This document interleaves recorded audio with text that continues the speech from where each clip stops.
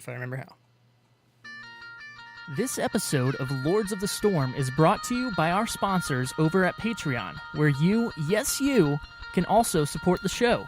Just head over to patreon.com/Lords of the Storm to become a patron today. Heroes, gather tribute and earn my favor.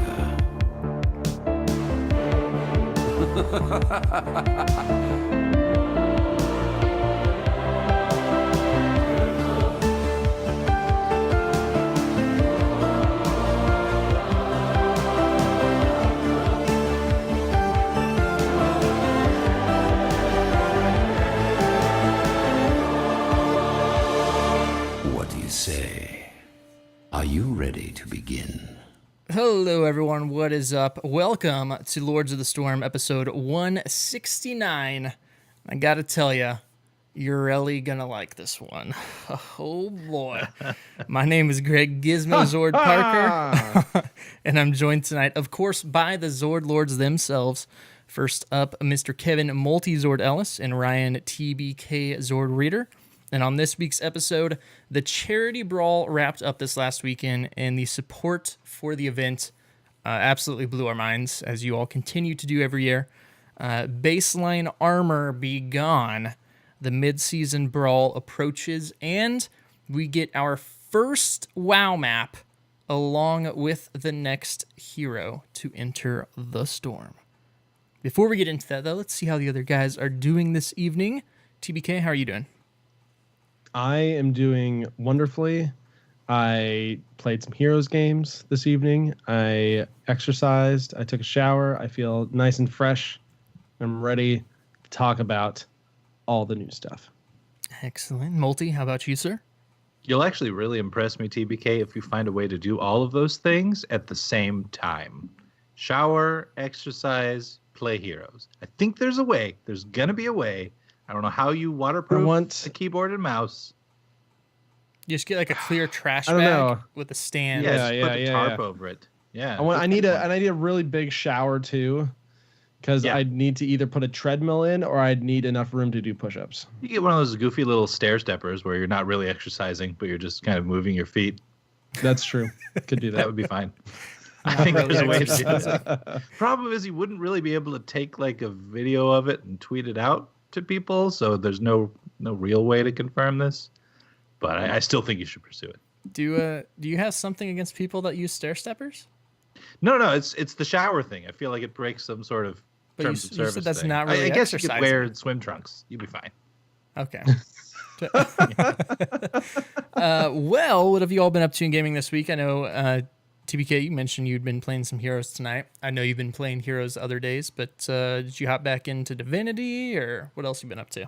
I did. I cleared another little section of Act 2, and holy crap, that game is big. Like, I keep getting things done in it, and then more stuff keeps appearing.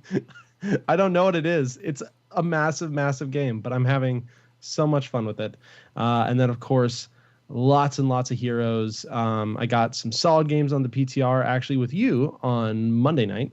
Mm-hmm. So that was really good. I got some games in with the newly patched Diablo, Zagara, in this evening as well. So I'm ready.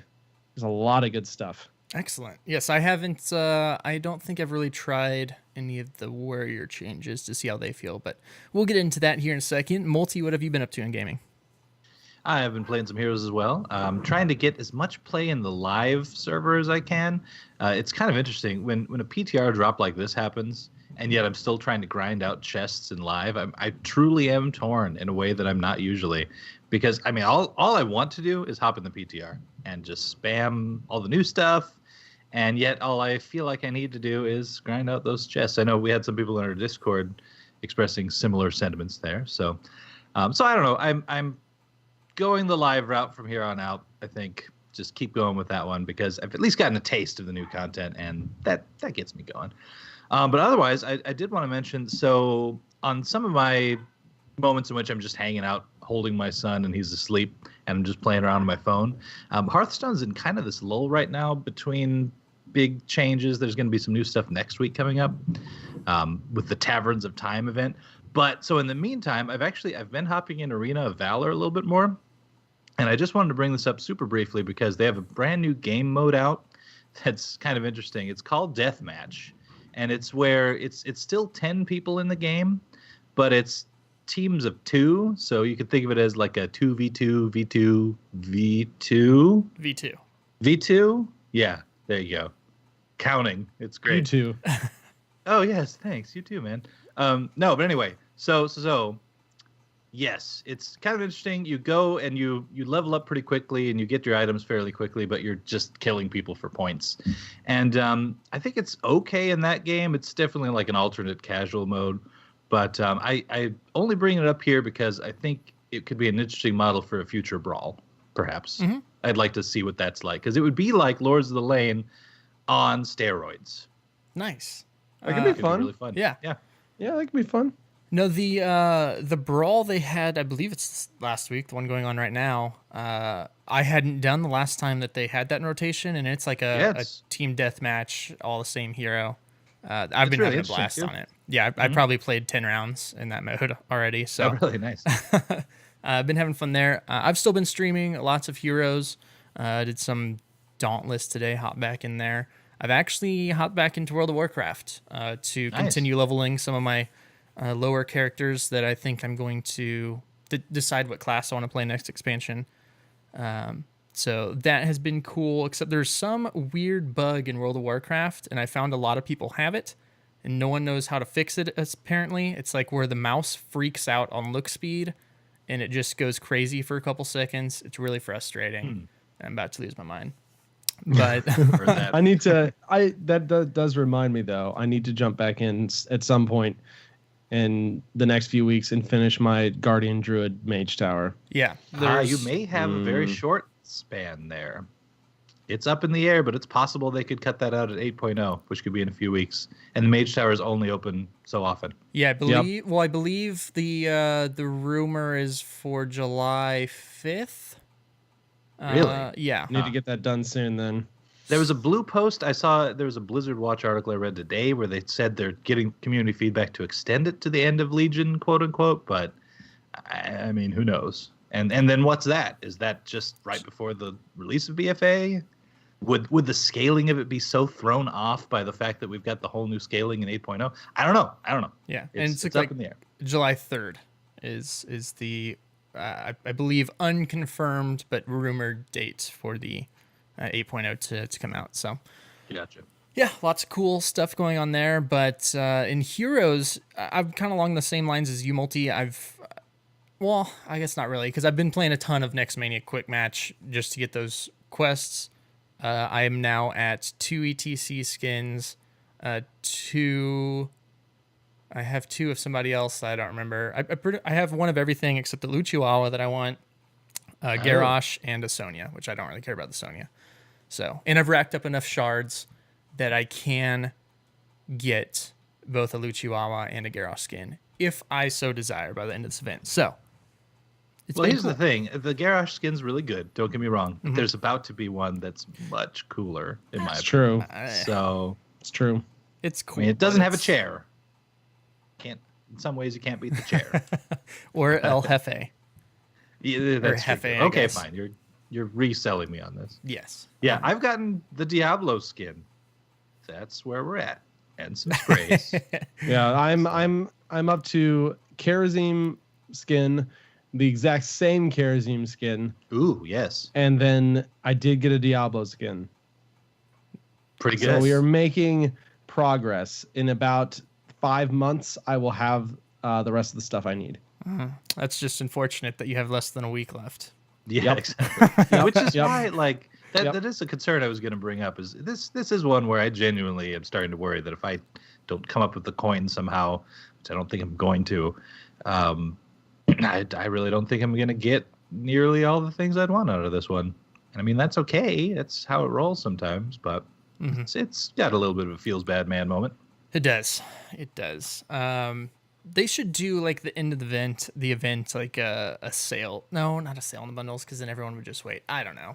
It's just What they could do is, well, honestly, what Overwatch is doing right now for their second year anniversary, they have an event going on that just celebrates the game.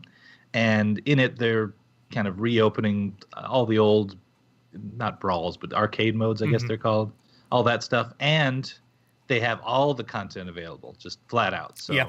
I think Heroes could do that at some point.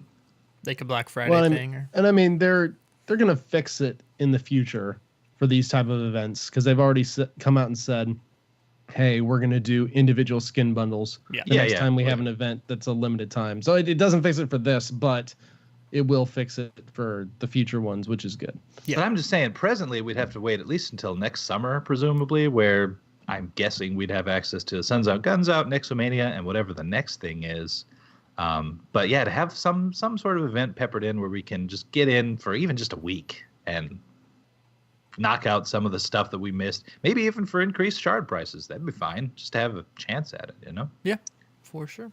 Well, we do have quite a bit to talk about this week, so let's go ahead and get on in. First up, some Patreon news.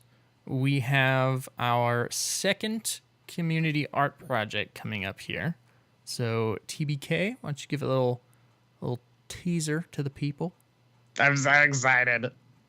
Oh, yeah. I have been working on this with our community artists for the better part of a month and a half, and it's looking incredible. This is going to be a hero skin concept this time around. And it's also going to come with a few other really, really cool things that I've been kind of working on the side as well. And so we are going to unveil that next Wednesday. Mm-hmm. So be sure to watch the Reddits, the Twitters, the whatevers, and The show. look for that. Maybe. The show. We'll probably show it on the show. Yeah. Because why wouldn't we? It looks absolutely incredible. So stay tuned. It's been such a really fun goal, and it's really cool to just be able to commission some artists to get just to get more heroes content out that may not have gotten created otherwise. Yes. So, yes, next Wednesday, it's going to be super awesome to have that. Let's go ahead and hop on into the news.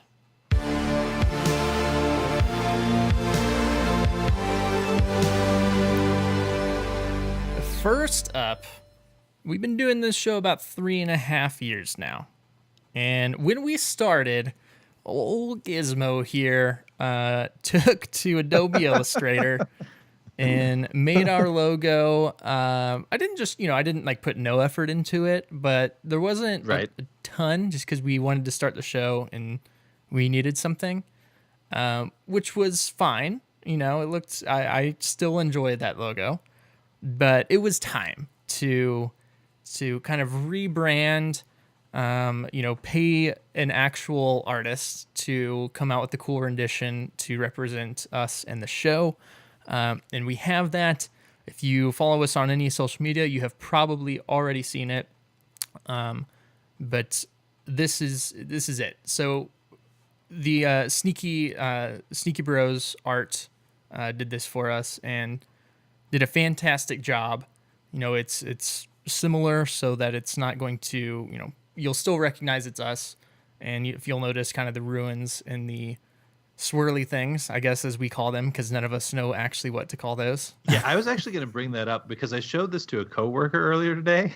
Yeah. And I had to point out, see, our names are in the kind of like swoopy things in the middle. Like I don't think we know what can to call them. I don't think we can call them swishes because that's like a Nike. Yeah, they're not quite a Nike swish thing. either. So I don't know. I feel like we need to reach out to Blizzard on this. Swish. I think It's a swish. A swoosh. I need a little lore Swoosh. behind what those are because clearly it's a part of the Singularity Stone and Clearly. there's some story behind that. Yeah, they're banner-ish, kind of like little flags. Little flags, Yeah. But yeah, so that is the new logo, and who knows? Maybe possibly this means some official Lords of the Storm merch in the future. I don't know.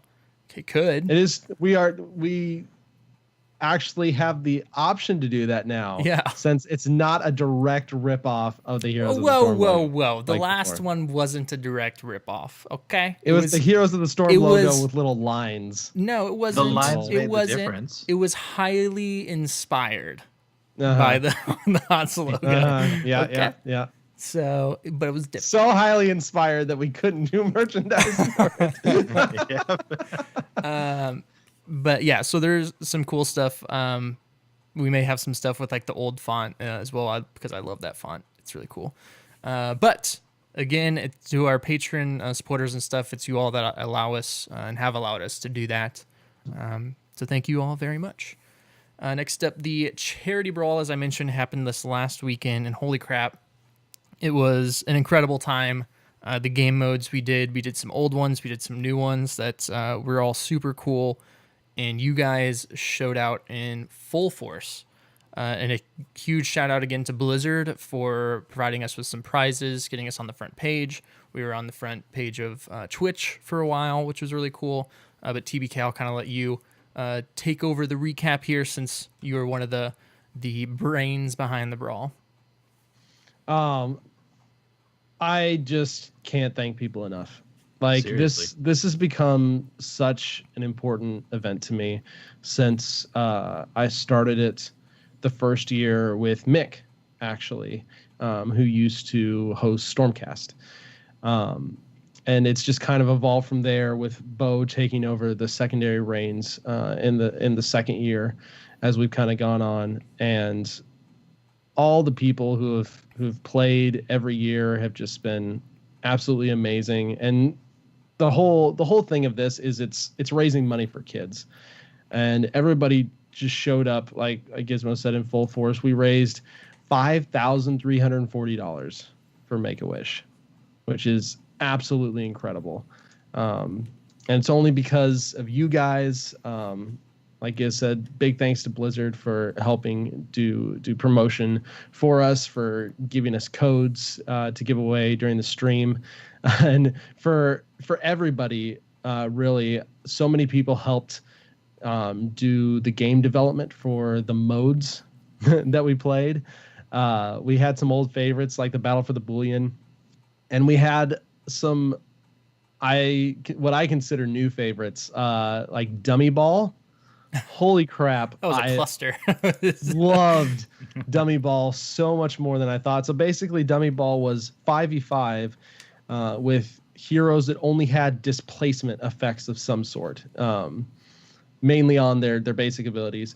And on a sandbox mode, we would spawn a targeting dummy, and the objective was to get the targeting dummy to your opposing team's gate, or over your opposing team's gate. Yeah, it's like soccer. And so Right. we turned off all damage and everything.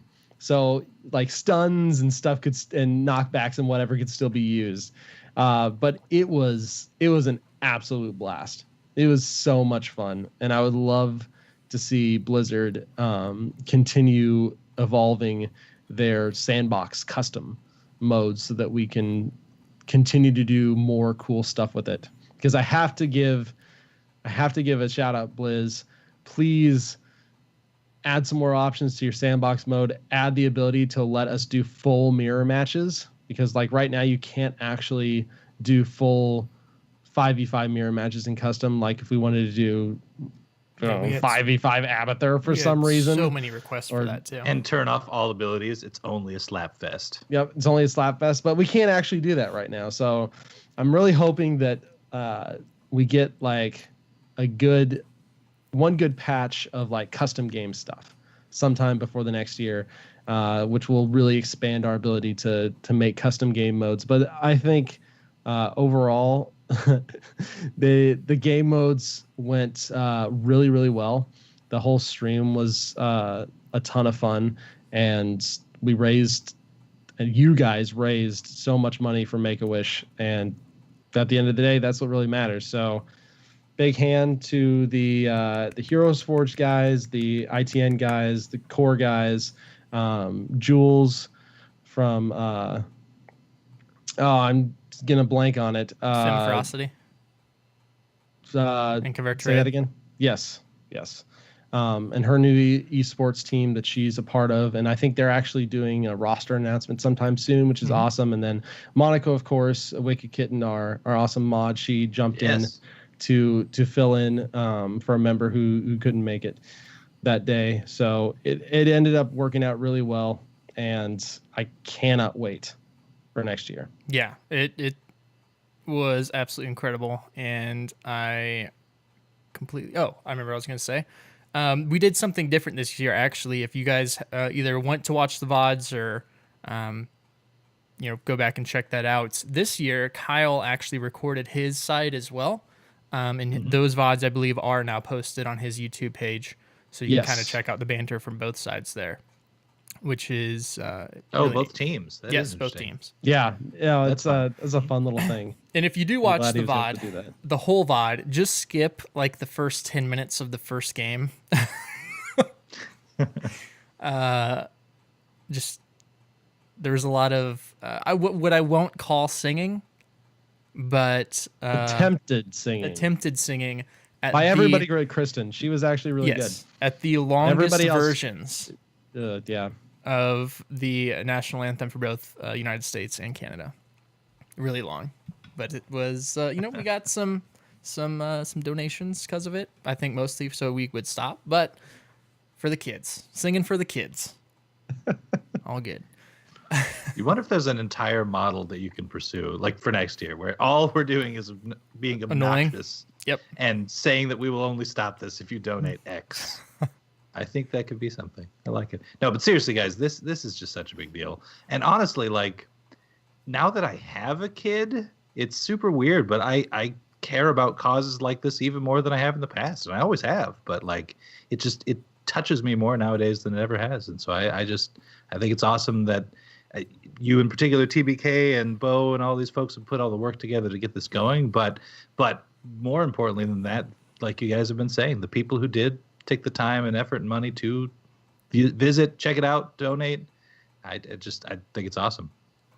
Absolutely. So thank you all again. Nexomania continues, and there are some Nexomania shirts that you all can pick up from the Blizzard gear store that are pretty cool. There's a red t-shirt with Garrosh and Diablo, and then a light blue, one might say a cyan, possibly, t-shirt with a Lunara and Sonya on it that are neat. So, hey, Blizzard, more of this. More of this custom stuff in the gear store.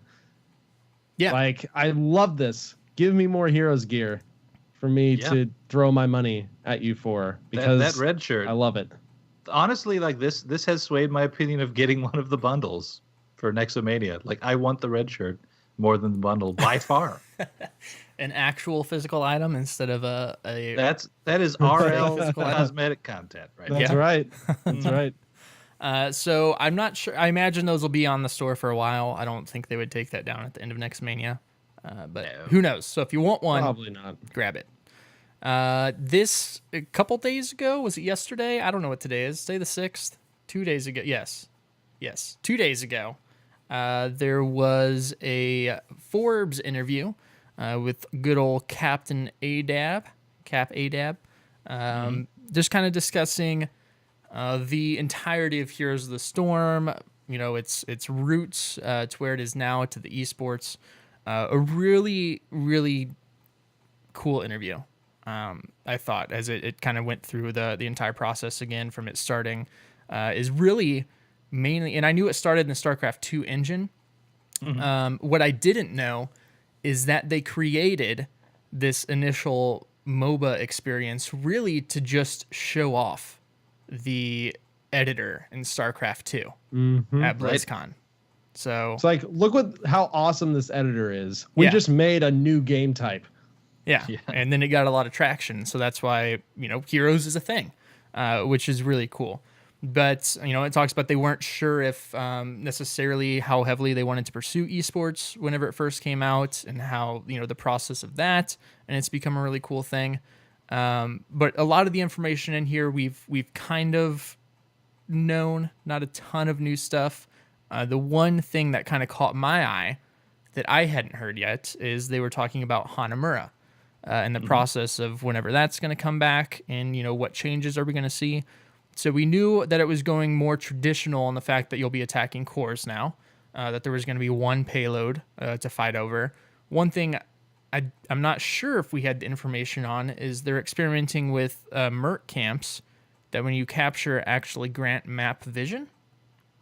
Is that did you guys know that prior to I don't this think I'd interview? heard that. I did find it interesting in this article. I think that was new. Yeah. Yeah, it's not only new, but he says specifically that it's something they're currently experimenting with, which kind of gives us a peek behind the curtain that probably even as we speak, they are still experimenting with it. So although he has said it's coming for sure, Hanamura is coming back, I think this is a sign that we're still in that process. And, Yeah. Yeah, and I don't think they probably don't feel any sort of urgency to release it now, especially since they are going to be dropping a new map in the next few weeks. Which yeah, is exactly. interesting because didn't they say Hanamura was going to be ready for release soon? But I don't think they would want to do it too quick after this map.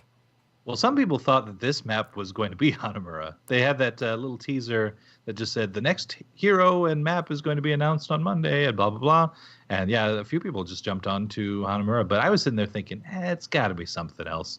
And oh, God, we haven't gotten to it yet. But I'm not sure why it we're really is. keeping it a secret because I'm pretty don't sure you all either. know about it, but we're going to continue to do so. It is suspense. the interview also was really cool because it kind of highlighted, at least to me, how excited he was about doing lore content. Yes. Because they talked about it quite a bit, and of course, if you want to read the thing in its entirety, it'll be a link in our show notes. But yeah, he did seem like he was pretty excited to be able to do this whole lore thing, and in some ways take heroes from like this is a game about all Blizzard games to not only just that, but hey, this is its own Blizzard game too. This is its own universe, and we can stand alone as well among the rest of these Blizzard titles. Yeah, there are in this article a few other lore considerations that I felt were kind of new coming out of him. There's some bits in here about how some of the questions that are asked are related to, okay, can we expect a Nexus specific, like from the Nexus lore hero in the game? Can we expect Nexus specific heroes like the Raven Lord to then bleed out into other Blizzard IPs? Like would he possibly appear in World of Warcraft one day and that kind of thing? And Captain Adab was kind of in the negative on both of those. He was saying that they weren't really any discussions or plans for those kinds of things, at least now. He does like throughout kind of keep the door open for anything, and that's a good philosophy. I think Blizzard genuinely takes that philosophy. They're open to feedback and going any direction with this that they want. He also mentioned something about how that they've more or less got this year plan out in terms of how the lore is going to flesh out and affect the content, patches that come out. But then he mentions as well briefly, and I'm trying to scan through the article to find out exactly where it is, but that this could change in the next year's cycle where they were kind of considering doing some smaller, more segmented lore to support it there. So I just don't know. I mean, this is all going to go into a big conversation that we're going to have all year, and I mean, moving forward about direction of lore and what we want to see out of it and everything. But yeah, he had a few things to say about it in here. I thought that was a really interesting point of the interview.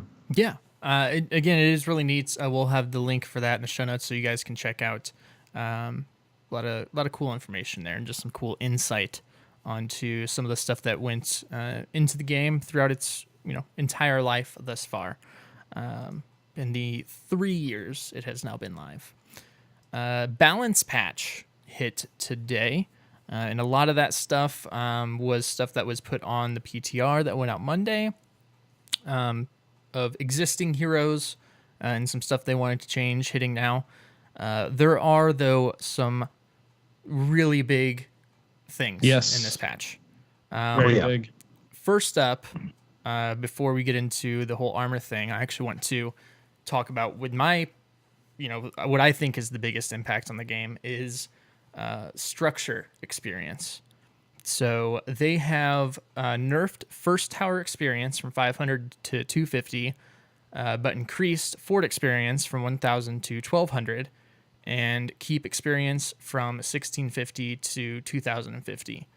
And then on Towers of Doom, they have reduced the same thing, tower experience, and fort. The numbers stuff. are slightly different, but it's the same kind of philosophy. Yeah. The whole reason behind doing this, and I agree with it wholeheartedly, is that they want to keep teams closer in levels for a longer period of time at the start of the game, which I think is an even bigger deal now since kind of the 2.0 gameplay style on them pushing the objectives back.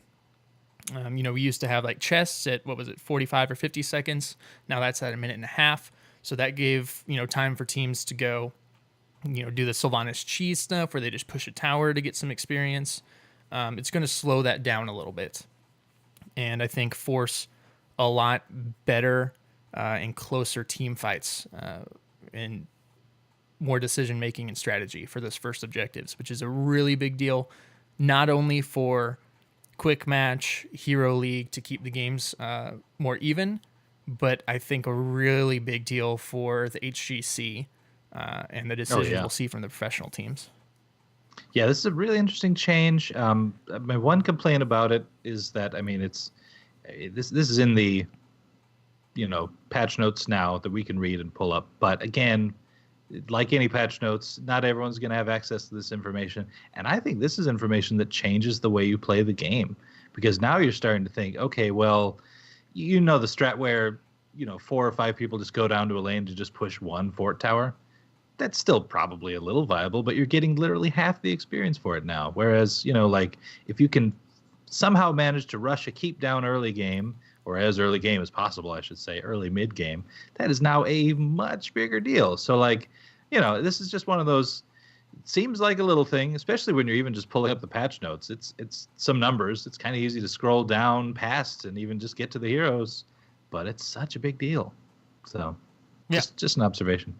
Yeah, and one of the things, and just kind of going off what you were saying, I saw Jayhow tweeting about this earlier, where he said XP changes to fort towers is insanely impactful. Oh yeah, in HGC in ways that are hard to fully put into words. Should help prevent snowballing and first objective win potential, but it's insane how much this will change the macro play for top tier macro teams. Yeah, that's kind of what I was hinting at. Not just top tier, but anyone could change their macro based on this. But we will definitely see changes in the ways the HGC players approach it from this. Yeah. So and there's a reason they did not put this live in time for the midseason brawl. Yeah, that's because it is a big deal. But I think one that will be healthy for the game moving forward. Mm-hmm. And Multi, you actually brought up a really good point, and I haven't been in today to the client since this went live. But with their new, news pages that are in the in-game client and stuff that they can highlight. One, I'm not sure if they've highlighted this. If they haven't, they should. And two, when there's big changes like this to the structure of that gameplay overall, I really would love to see either that be the first screen you see saying, balance changes, to structures, armor, all that stuff, just so people at least see it, even if they don't want to click on the link. They know something's there, maybe they'll check it out, or have an actual pop-up. Like, we had stuff for Nexomania, we've had stuff for items and rewards that you get, something pop up that just says, hey, FYI, there's a balance patch out today. Here's a, click here if you want to check it out. Yeah, I think having some of the more important details on that front screen and not just here's a patch is important, kind of like you're saying there. Because if I were a truly casual player, like literally more casual than everyone listening to this show, I don't really read any patch notes. I don't really get on the forums or do anything. No Reddit even.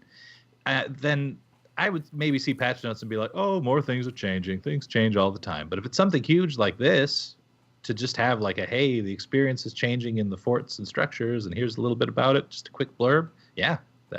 I might click on that link. I don't think anyone would be mad about like, oh my gosh, this is so annoying. I have to click through this box to start playing. Especially not with the new system. Yeah. I mean, that's the reason, or that's one of the reasons they put in that secondary navigation bar in the first place, was so that they could highlight stuff like this, or hopefully stuff like this. So I completely agree. I would love to see big changes like this be put a little more front and center than in addition to like the reworks and stuff they're pushing already. Yeah, because along the lines of multi, as me being a casual player in some other games, I don't read patch notes. If I launched a game and it put them in front of my face, say, hey, you should look at these, I'll read them.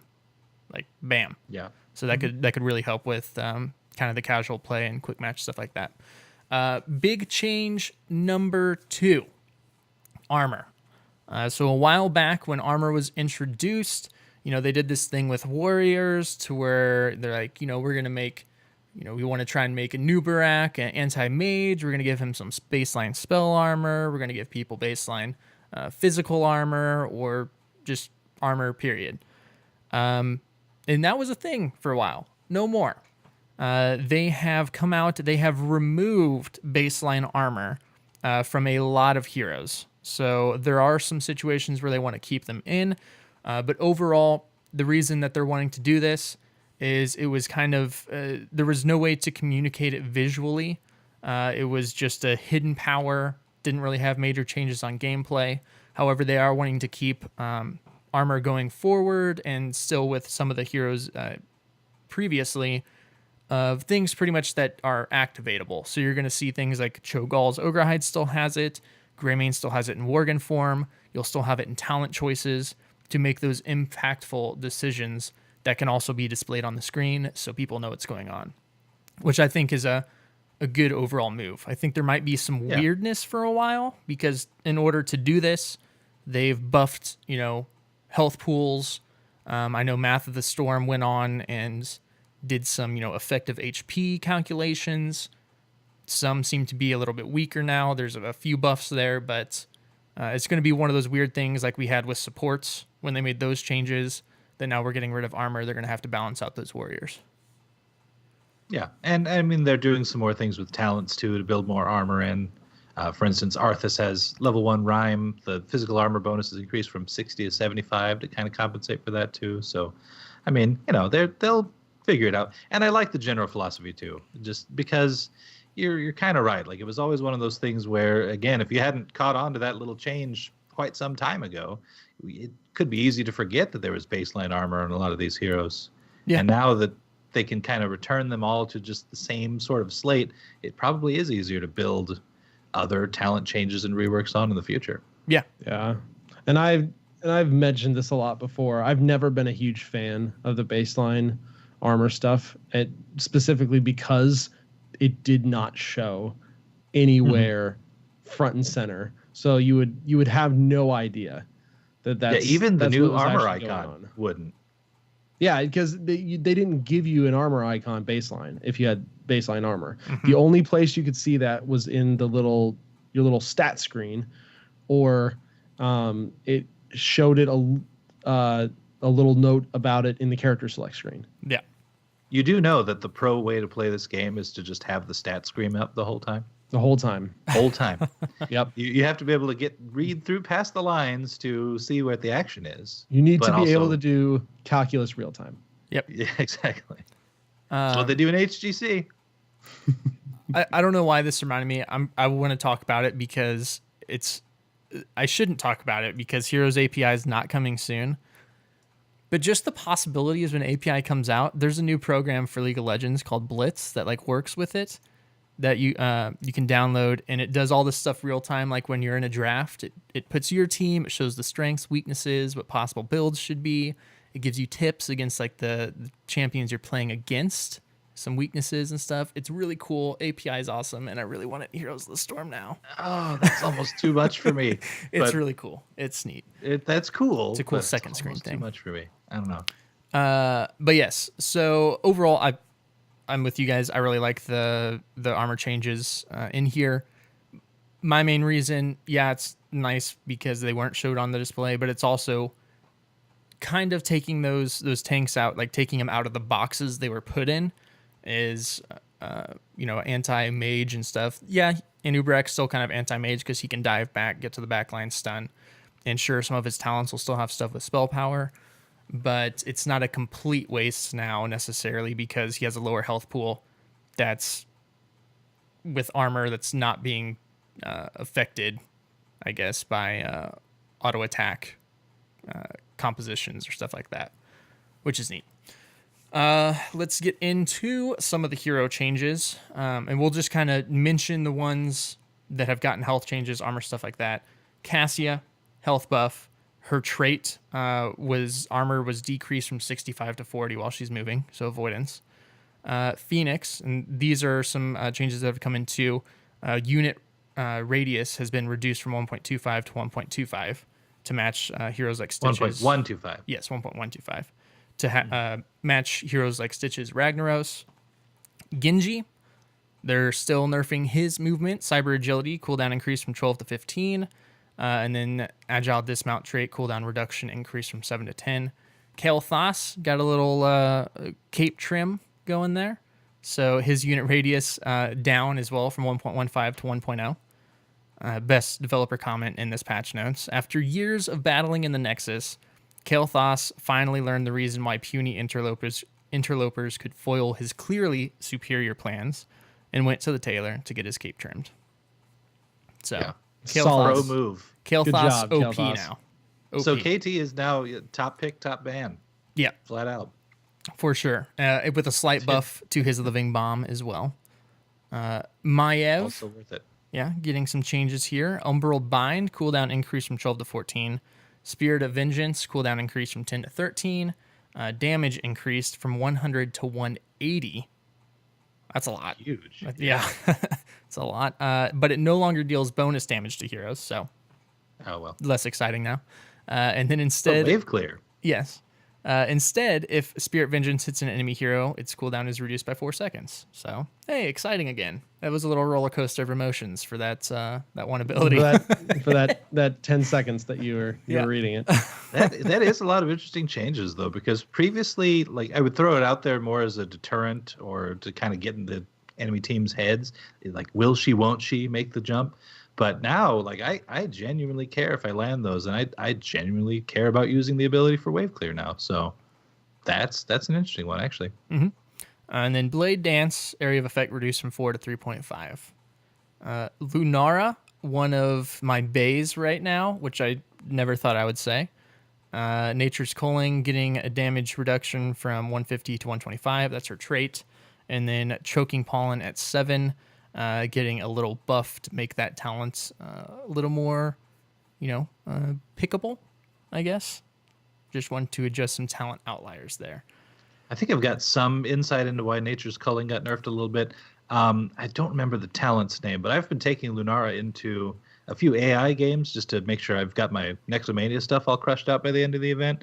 And and yeah, that new one where it makes your Q split your auto attacks just led to, with Nature's Culling, so much wave clear. Like you're just destroying a wave, and that's all you're doing in AI. She had that games. Well, one before. Yeah. Well, and The it's split.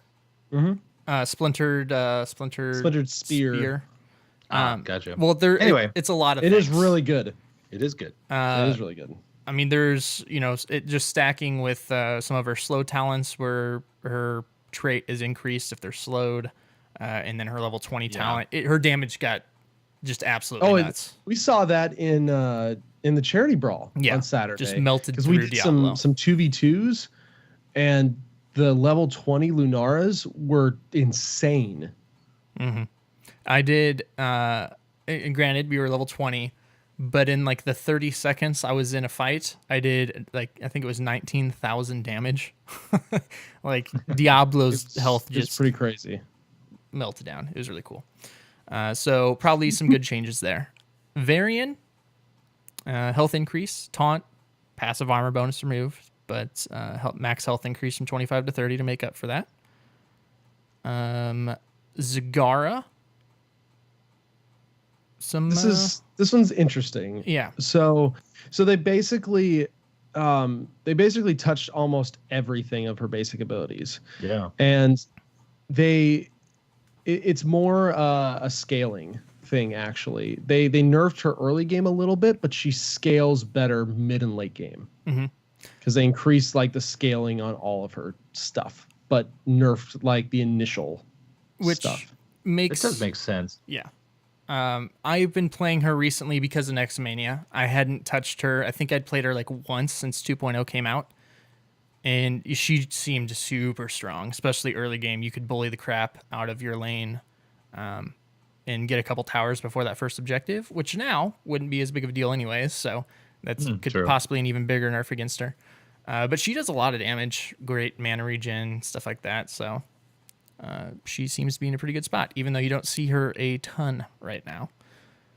Be interested to see what the late game scaling does. I wonder if Math of the Storm will take this one on too, just to say, like at 20, what was this cigar versus the old one? Because some of these number drops initially are pretty substantial, but then, it's got the scaling past that. So I'm sure there's some point where it crests over and becomes more than it once was. And so it's possible late game cigar could be really serious now too. Yeah.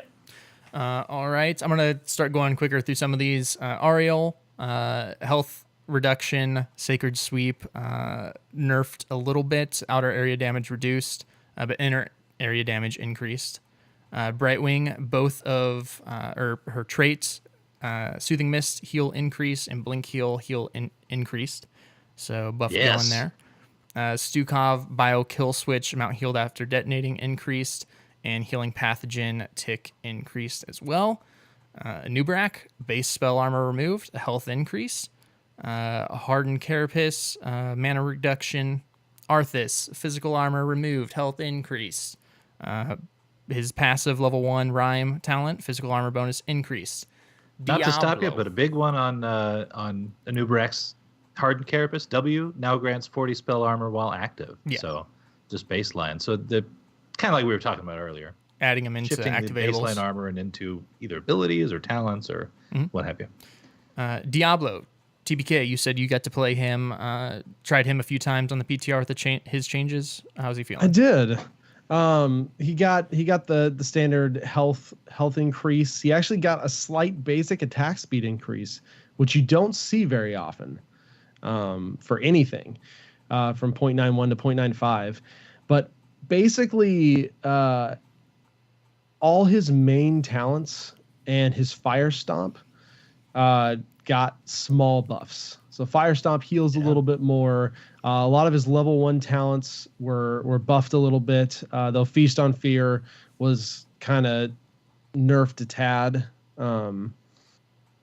Sacrificial Soul, Soul to the Flames, some extra armor, extra healing, extra damage bonus from Devastating Charge. So it's a bunch. It's basically a lot of little things. And you could really tell that, and I'm of the opinion too, that I don't think Diablo's current win rate tells the whole story, because I still think people are figuring him out just from a play style perspective. So I think there's still some growth room from a win rate perspective for people to figure him out. But they even with that, they felt he could use a little bit of help. And so they did a lot of small buffs. And I think this is probably the smart way to go with him, so that they don't all of a sudden in 3 weeks, when people haven't figured out, it's like, oh crap, Diablo's 56%. Right. I'm not going to lie. When I first opened these balanced patch notes and I saw Diablo was in here, first thing I did was scroll down to see Devil's Due nerf. It was not. It was actually buffed. So Yes. such a strong talent. And it pretty much, you already had that full health bar from a fountain. So it just buffed that pre-potting pretty much that we talked about last week. Yep. Which is cool. Yep. Garrosh, Groundbreaker increased by 1 second. Wrecking Ball increased by 2 seconds. And then Mortal Combo at 16, cooldown reduction increased from 7 to 9. Johanna, base physical armor removed. Health increase, and then Reinforce, armor bonus increase from 50 to 75 at level 1. So it'll be interesting to Still see spec into it. Yeah, how these armor changes go. And I think it's overall for the good. Again, we may need to see some health changes here and there. Who knows? Maybe we're back on our weekly Anubarak. Here's 10 more health. Here's 10 less health. Trip. Until he gets Let's figured out. hope so. Yeah. Now the exciting stuff we can talk about, everyone. Right. So after our show last week, I think it was this actually like Friday or something, Heroes dropped this bomb on us that there's going to be a stream Monday for the new hero announcement and a new map. And instantly, I think everyone was talking about, okay, this has to be a WoW map, right? If it's not a WoW map, the world's going to burn. Like how poor of decisions can you make in the gaming industry to not make this a WoW map? Would have gone down in history.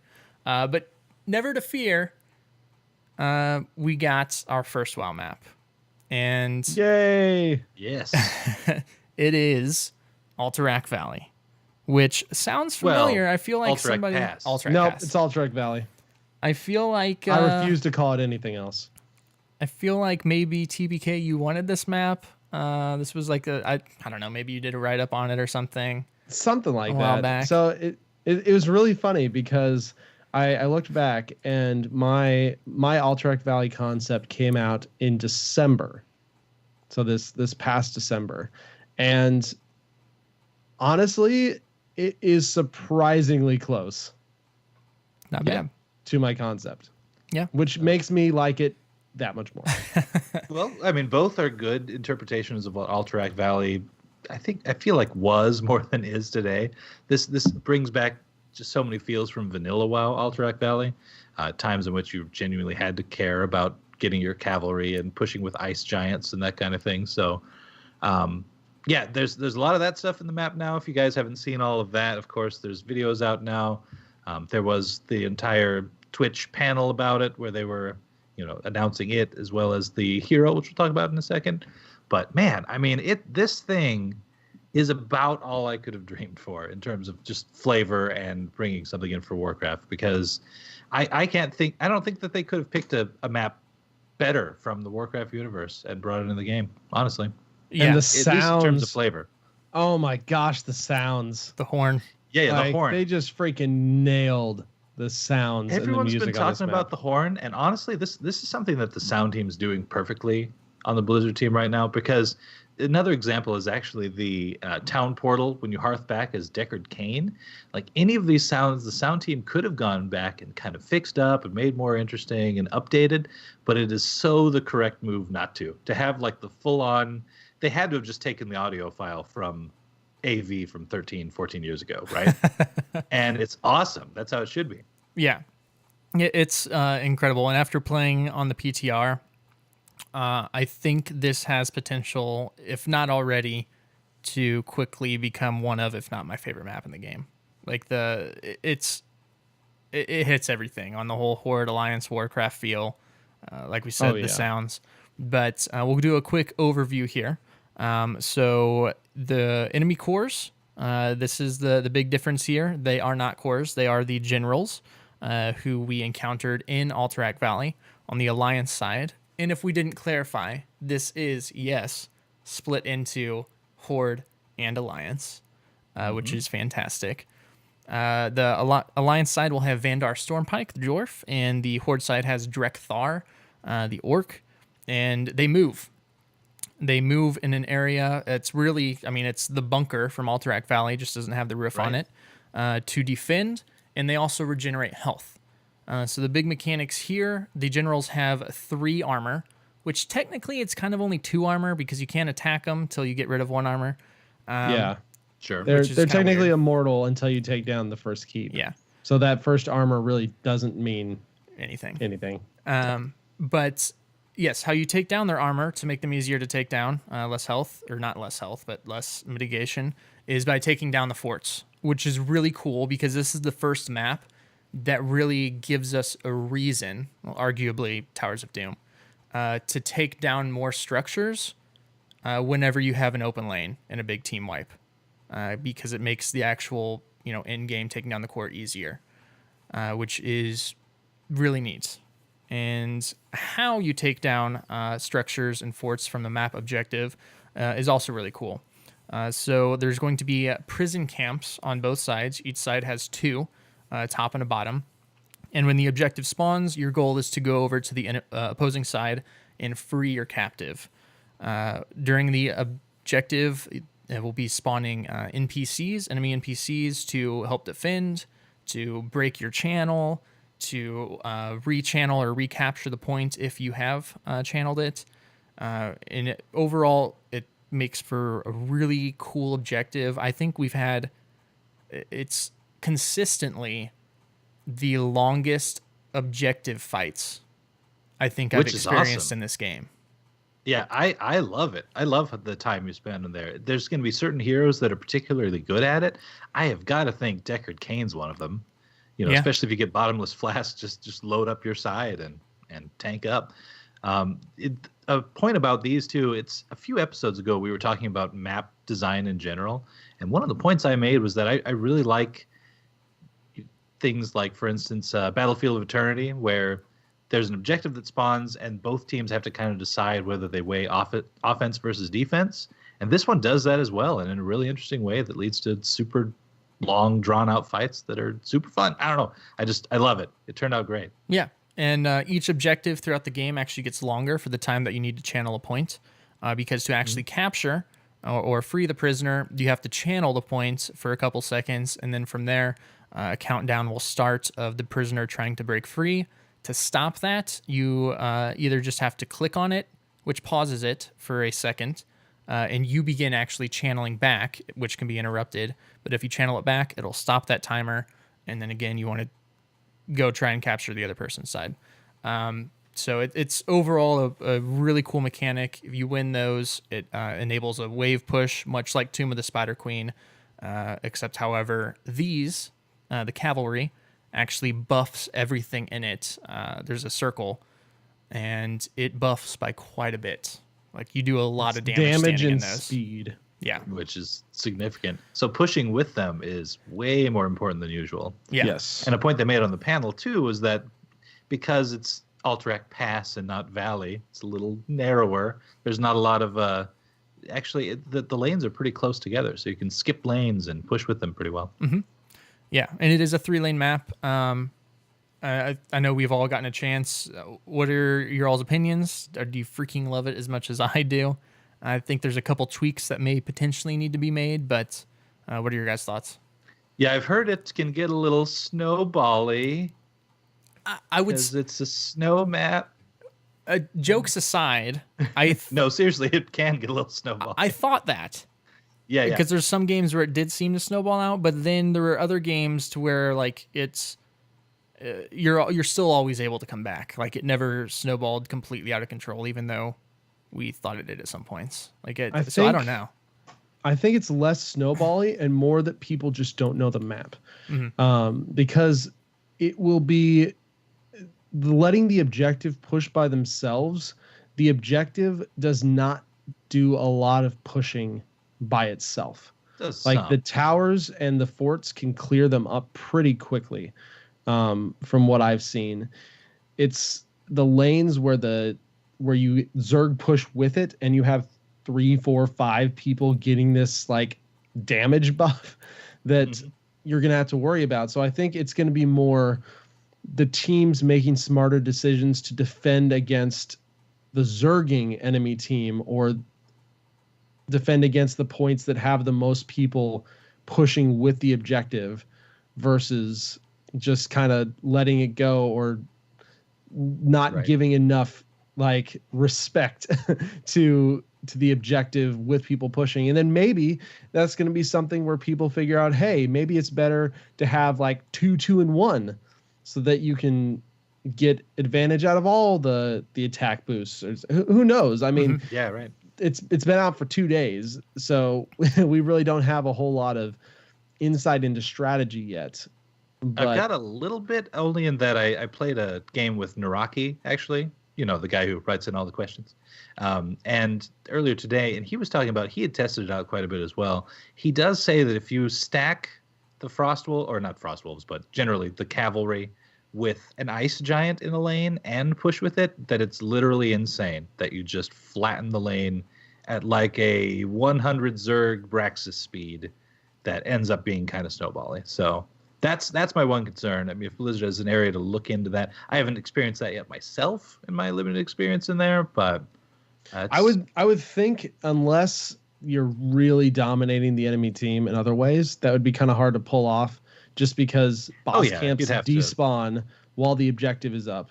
And in a lot of ways, it's kind of interesting because if you can't really contest a specific objective, and like Gizmo said, they get longer as they go. So Right. you need more channel time. The enemy team has to leave at least one person at the objective during the channel time. They can't not leave a person there, or else the channel will not complete, because the little NPC people from your team that spawn will actually stop the channeling and lock the person back up.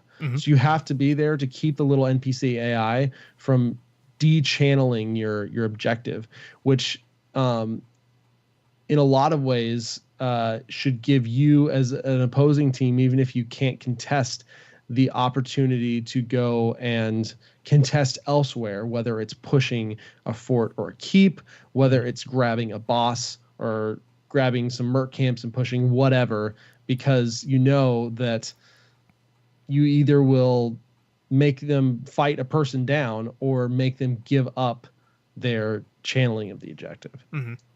Which is it's neat. It's really neat. Last tidbits for me on just, flavor stuff for the map design.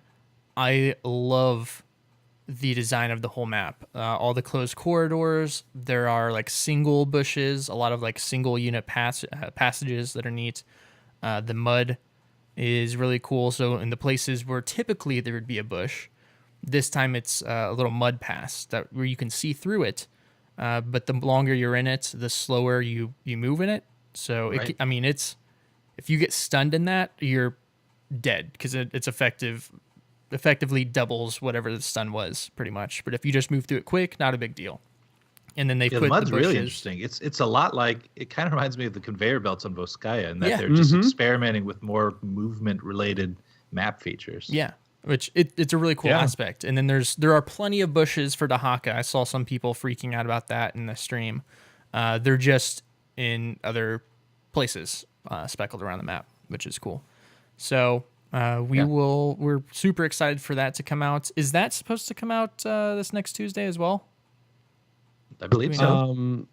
So the notes are, it will be available for play in the PTR until June 11th. During the week of June 19th, it will enter quick match, unranked, and versus AI, as well as custom queues. And then during the week of July 10th, it will enter the ranked battleground rotation. I love this. This is like the first of their new policy, and I absolutely love it. They're actually holding the map from ranked play until I believe the new ranked season starts, which it got pushed back to July. And so this lines up really well. There'll be a lot of places, a lot of people testing this, so that hopefully tweaks, if any are needed, can be made before the map actually goes into the ranked rotation. Yeah. Well, and we'll just be all the more used to how the map flows and some of the heroes that are better on it and stuff. So yeah, that's a really good call. Yep. Before we get into the hero here, there is more released with this content. It's officially called Echoes of Alterac, actually. We are getting 2 rounds in a row of the best skins in the game. First with Nexomania. Oh, yeah. Gosh. And now we have these coming up. So good. So first up, we have the less important Horde side skins. And by less important, I just mean it's Horde. They're actually my 2 favorite skins around here. First up, the best skin out of this entire thing, Sapper Junkrat. This is a goblin Junkrat. It's ingenious. I love it. It's pretty good. It's incredible. Then we have Drekthar Rhaegar, which is pretty cool. It's a Rhaegar interpretation of the Horde general that'll be fighting with you. Then we have High Warlord Garrosh, which is season 1 of PvP. So cool. If you achieve the High Warlord status. And It's the vanilla set. Yeah. From like when you had to literally play all day, every day to have enough honor to become High Warlord. Yep. We know a guy who really pushed that. I think he only got Warlord in the end, but still, Was he a Warlord Zord? is still a really big deal. And And then we have Warsong Johanna, which is really, we've had some kind of race swap stuff before. Like we've had Stu Kov going to like TBK, I think referred to him as a fish man, skeleton type thing. Squid man. This is really the first like official race change I think we've had. You could argue Sylvanas, but that's really still kind of the same model thing. This is a human Johanna going to an orc. Female orc, which is incredible. It looks amazing. Really TBK and you and I were talking about it outside of the show, actually at work, about how you can kind of pretend you're a female orc with this skin on. Probably it looks amazing. It looks so good. They did all 8 of these skins are just incredible, and I want them all. Lord Dev does point out hammer, which I guess that's true, kind of. I mean, it is. But yeah, these horde skins are incredible. Then we also have the alliance skins. First up, Spirit Healer Yrel'y, which is so good. So good. It's the coolest alliance skin for sure. It took me a while, an embarrassingly long while, to catch on to the fact that it was a reference to the Graveyard Angel. But now, as soon as I saw that, I was like, okay, of the alliance skins, that's the one I want right there. It's cool. Vandar Muradin, same thing with Drekthar. It's the Muradin version of the general. It's okay. Grand Marshal Varian, dope, super cool. That is the opposite of the High Warlord stuff. Again, the PvP Season 1 for the Alliance. And then we have Tier 1 Night Slayer Valera, the Tier 1 Rogue set, which is it's a cool reference thing. I'm not super big on the skin, but I know a ton of people that are super stoked for that skin. So some cool stuff. Yeah, that is cool. The Grand Marshal variant, I'm really intrigued about, because I've always loved how that sword looks. I even remember kind of looking at it back in the day and being slightly jealous of the Alliance on it. I wonder how that looks when split into Charlemagne, like in the TBK style. Yeah, I'll find out pretty quick. I know you will. Good point. Yeah, it's the first thing I'm gonna do when I get that new skin. Very good. Yeah, it is a cool skin. So again, incredible skin packs. I believe somebody said how the bundles and stuff that they're going to do have been leaked on Reddit. I haven't seen those yet, but we do imagine they will be in bundles. So make sure and check which will be a good out. time for it. You can go in and get the content you're looking for and hope for the rest in chests. I have to do one more comment about this whole Alliance versus Horde thing, and it's just simply that, when you queue into Alterac Pass, you don't really get to choose which side you're on, and I found myself on the Alliance side several times. And I will say that when the Horde comes out and when they win the objective, the Frost Wolves charge into battle and they say something along the lines of, I don't know the exact line, but it's you can't defeat the Horde. And I kind of agree with them, Greg. I kind of agree with them. It's true. I'm just Honestly, saying, the only thing that would make this map better is if they allowed you to do it so that you never had to queue for the Alliance side. There you go.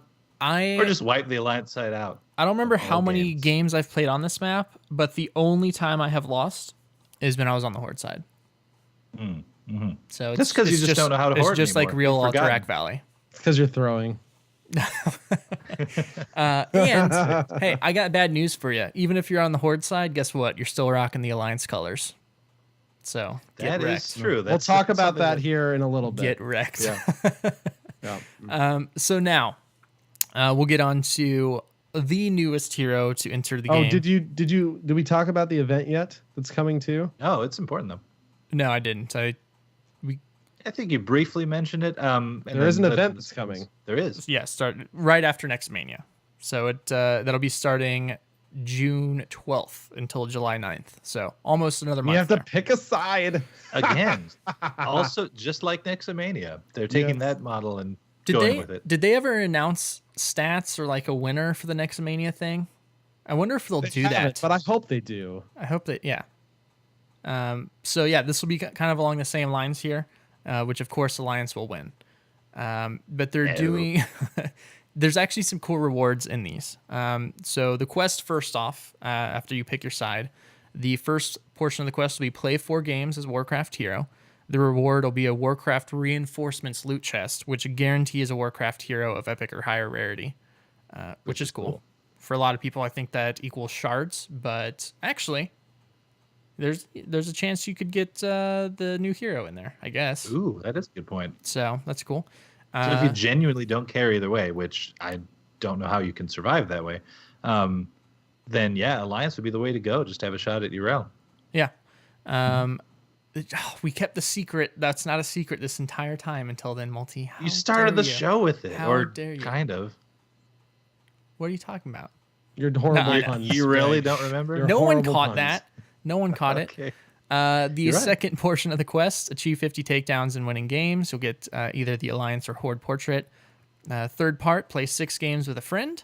You'll get either the Alliance or Horde banner. And then the last portion, win 8 games as a Warcraft hero to either get the Swift Ram mount or the Raging Wolf mount. So that is actually a really important decision to make. Yeah. This is a mount. Which I don't know. I actually haven't seen the Raging Wolf mount yet, I don't think. I feel like I've I seen don't the think Ram I have mount. either. But luckily, I already have a Horde Wolf mount in the game. I was gonna say, do we have Rams in the game yet? We I don't see- have a Mecha Ram. Yeah, we have the Mecha Ram. Yeah, but I don't okay. think we've got a real one yet. So all the more Whereas in reason the to wolf pick side, the we already have- Alliance. Mecha Wolf and a super hoarded out White Wolf. Yeah, there's plenty of wolves. So for the Alliance, it's gonna win. Even if it's by a foolish like cheating reason because people just want to ram out because there isn't one in game, it doesn't matter. We'll take it. We'll take that victory. You know, even though this is going to probably be the only way to get a Ram mount for a little while, screw it. Not even doing it. I don't No. even care. I wouldn't Don't do even it care. if you paid me. Actually, I probably do have a price. So You wouldn't do it, guys- says the guy who plays Varian probably more than any other hero. You're playing the King of the Alliance, former king. He's dead now. And as an Spoiler FYI, alert. as E Styles is pointing out, apparently it does say on the Alterac Pass page that Yrel'y doesn't drop from the Warcraft That's sad. Ah, chest. okay. That's Thanks sad. for the. Yes. So now, and again, that runs through July 11th, I believe. So about a month. So now on to Yrel'y, the latest hero to be announced. She is our first Draenei to enter the game, which is super neat. And she, of course, is a paladin, a ret slash I can't even think of protection pally. Although Yeah, none of I'd her take stuff her as really. full ret. Yeah, It is interesting how they did that though, because she's a ret paladin, and which is something that you would attribute in your mind to DPS. yeah, As a DPS spec, but because she's plate and because her abilities are so slow and deliberate, yeah, they've categorized her as a tank instead there. So kind of an interesting take on that. They actually in that panel, I forget, I think it was Matt who mentioned that Uther kind of already gives us the feel of obviously the holy paladin, but also protection at least in a sense, in that he can kind of get in there and do a little side tanking and that kind of thing. But that she's bringing the ret feel, and they just felt that worked best as a tank role. So tank or bruiser, depending on how you build her, and we'll get into some of those kinds of things. But yeah, I thought that was super interesting. I thought for sure that ret would be assassin or some kind of weird melee specialist, but yeah. I might relate it more to like a carpet burn instead of a bruiser. I was gonna say Yeah. they say Bruiser in the video, but she only has one damage talent, and it comes at like level 13 or 16. But I still feel like, and it's only because she does so much AoE damage with everything she does. If you're able to stack it at all, Nope. it's not the same kind of bruiser we've seen in the terrible. past. Yeah. Well, it's terrible. We'll get into that in a second because I do have some concerns with her as well. First, I'll say I have played her. I'm not gonna say she is not my style of hero anymore. I have learned my lesson because I was on that train with Hanzo for a real long time. Hanzo's my dude now. He's one of my mains. So just currently not really fitting my playstyle, but I think her kit is really cool. And we'll go through her Q Vindication. You unleash a holy energy around Yrel'y. dealing 38 damage to nearby enemies and healing her for 96. Righteous Hammer, you will swing Yrel's hammer, dealing 38 damage to enemies in front of her and knocking them away. And then Avenging Wrath, you leap to a location, dealing 150 damage to enemies in an area and slowing them by 50% for 1 second. Now, the thing that makes her really unique here is you can charge all of these abilities. And I believe it's a 1.5 seconds to charge them. While you're doing so, your movement speed is reduced by 25%.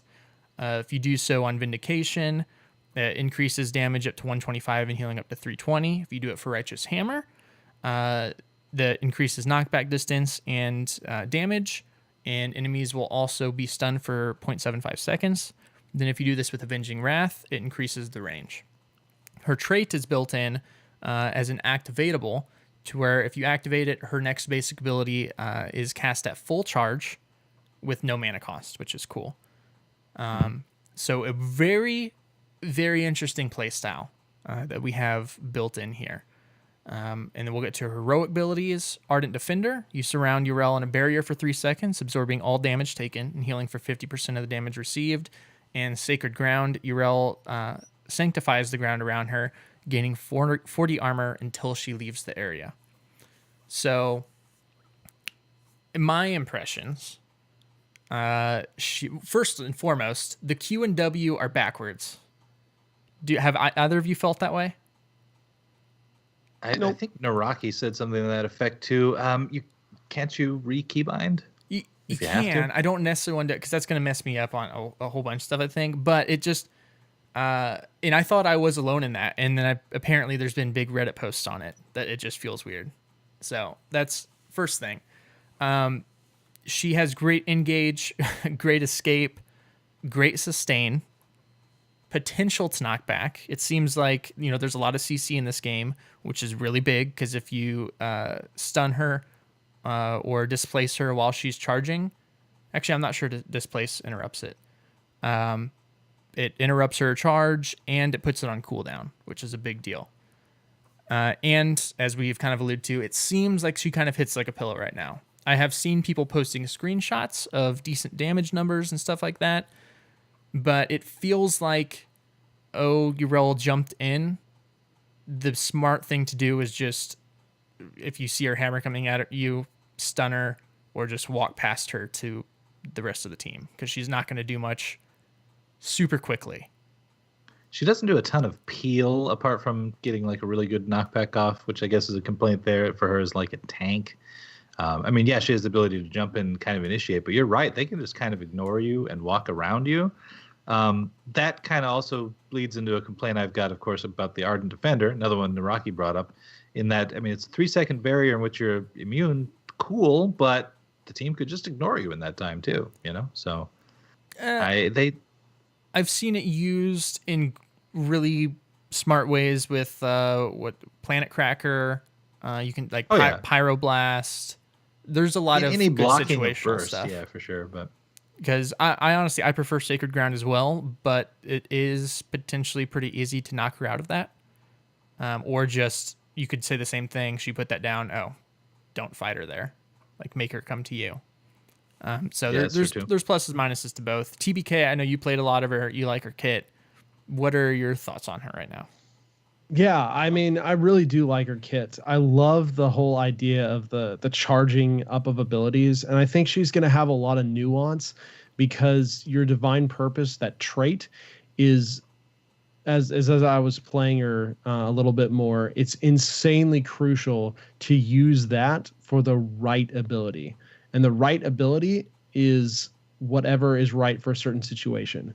So if I charge up my Avenging Wrath and jump behind somebody, I want to hit that Divine Purpose so that I can get a full Righteous Hammer swing knockback and stun for them. There's or if I am in a really bad situation and I'm going through a minion wave and someone's chasing me, I want to hit that Divine Purpose and use my Vindication for the heal away. Because remember, as you're charging up with all these abilities, you're slowing yourself as well, and you're not auto-attacking. So you've got to make sure that you kind of keep that in mind as you're going through. She is insanely self-sustaining and extremely tanky. She's super super strong in that regard. But yeah, as you guys have kind of mentioned, the biggest issue I've found with her is that she doesn't do enough damage / displacement to make people care about her. And I think that's the biggest thing. I mean, even in the video, in her spotlight, they mentioned her being a bruiser. And it's super weird to me that they did that because, for one, her wave clear is abysmal. Yeah, it's real It's bad. absolutely terrible. Her auto attack damage is extremely low as well. And she has, like I said, literally no talents for damage up until level 13 or 16. And there's just one. And that's a spell power increase for hitting heroes. And that really benefits her healing more than it does her damage in a lot of ways. So it's very weird to me to have a Ret Paladin fantasy and them pushing a Ret Paladin fantasy and not even having really a really strong like auto attack, even if they had to slow it down a little bit. I would love to see her actually like boom hit something and not use one of the blow up Reinhardt's hammers that they gave out at BlizzCon 2 years ago. Oh. Yeah, well, I mean, which she is very much using right now. even in the video, they show her like blasting through this ice giant, like super powerful, and so it's like, okay, really cool, awesome, this is gonna be cool. And then it's inflatable. Yeah, hammer. I tried to take a Merc camp. Terrible idea. Never take a Merc camp with her. Like I can see it that. is it is the longest thing because I had to try it. Right, I had to experiment. The one thing too that a lot of people aren't taking into account is that damage numbers on her may potentially be inflated somewhat from PTR simply because Altruc Pass is the only map in rotation. And the main objective of Altruc Pass gives a damage buff. And so you have to kind of keep that in mind when you're looking at damage numbers, because that's not a normal map from a hero damage perspective. So overall, I love the kit. I love the fantasy. I love the idea. I would just like to see a talent build path that allowed me to build Bruiser in, like kind of not taking some extra supporty stuff or not taking some extra sustain stuff or survivability stuff, and instead letting me take some damage if I wanted to be that off tank role, if I wanted to be that bruiser role that everyone would assume a Ret Paladin should be, because it's a Ret Paladin and that's the damage spec. So I would really love to see some sort of a talent build that allowed me to go more damagey and maybe go a little more wave clear if I was the secondary tank. Whereas there's a lot of ways you can kind of be the main tank now and sustain yourself, and a few things you can do to kind of slow people extra or, whatever. But I think that's my main issue with her right now. Yeah, I guess that's my main worry, is that like she'll come out and she does a lot of things different and interesting, but my worry is that she won't do anything so spectacular that other tanks can already do that have better wave clear or even better CC than she has. So, I mean, I guess that's kind of a concern of mine too. Like, I think there's some comparisons that can be made between her and ETC, at least in the sense of like, how the abilities kind of play out. They're quick, and you can kind of get a rhythm down between, okay, am I dashing in first and then doing the knockback, and then am I getting the stun by charging up the hammer swing as much as I can? And it's just stuff like that. But then ETC has things like stage dive for the global. He has the mosh pit for super uber stun, and she just doesn't have things like that. So that's where I'm kind of worried that like she'll hit the tanking meta and not get as much play just because she's just not optimal in a lot of those areas. So yeah, and we'll see how it turns out. I mean, I'm not saying that we won't see play out of her even in the HGC, because I too like the kit. I think it's fun, and I think there's a lot of interesting things you can do with the displacement on the knockback there. I do love the fact, and the point you made, TBK, was perfect about kind of the hit cycle of, dashing in first with the Avenging Wrath, which is easier to charge up. Like if there was one that I honestly don't want to pop Divine Purpose on as much, it's the Avenging Wrath to just get in. And then, yeah, getting that Divine Purpose into Righteous Hammer for the knockback. Because, again, the fully charged one gives you that stun on the back end of it as well. Mm-hmm. And that's an instant AoE knockback and stun everybody move. That's just a basic ability. So, yeah, I think there's something there. I'm just a little worried that she's going to underperform in the other tanks and a few of these other facets. Yeah. I agree. I think it'll be really interesting to see if she does have a place in the HGC immediately. And again, this is stuff. This is PTR. If she a lot of conjecture. Yeah. If she comes out and Sure. her numbers aren't there, seeing her on other maps and stuff like that, or if she's just not a threat, period, stuff will be changed. We could also be completely wrong about this. This could be maybe somebody hasn't figured out how to play her best yet, which I'm sure no one has because she's been out for 2 days. But yeah, there's been a lot of comparison to Yrel'y or Zarya, which I think your argument multi of, yeah, she does this stuff, but there's people that do it better, I think could take a lot because, as we've said before, a lot of sustain, but it's like, oh my gosh, Yrel's here.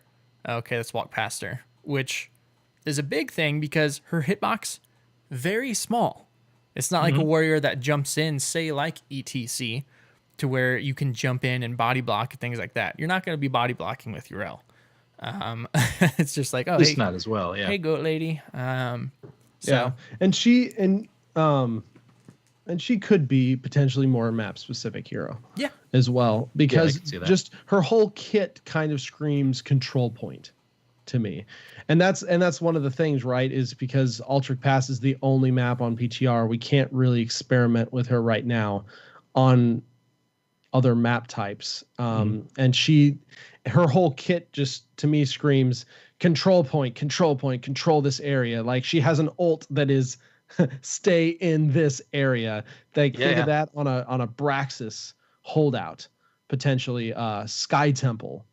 Well, it is really like good that. on Alterac Pass because, again, we were just talking about how it can be a really long, dragged out fight over the objectives. And yeah, I mean, you can only put one down and you're eventually going to have to shift over to the other one potentially. But I don't know, as an attacker, dropping that and just staying on the opposing team's, cavalry unit could be really good.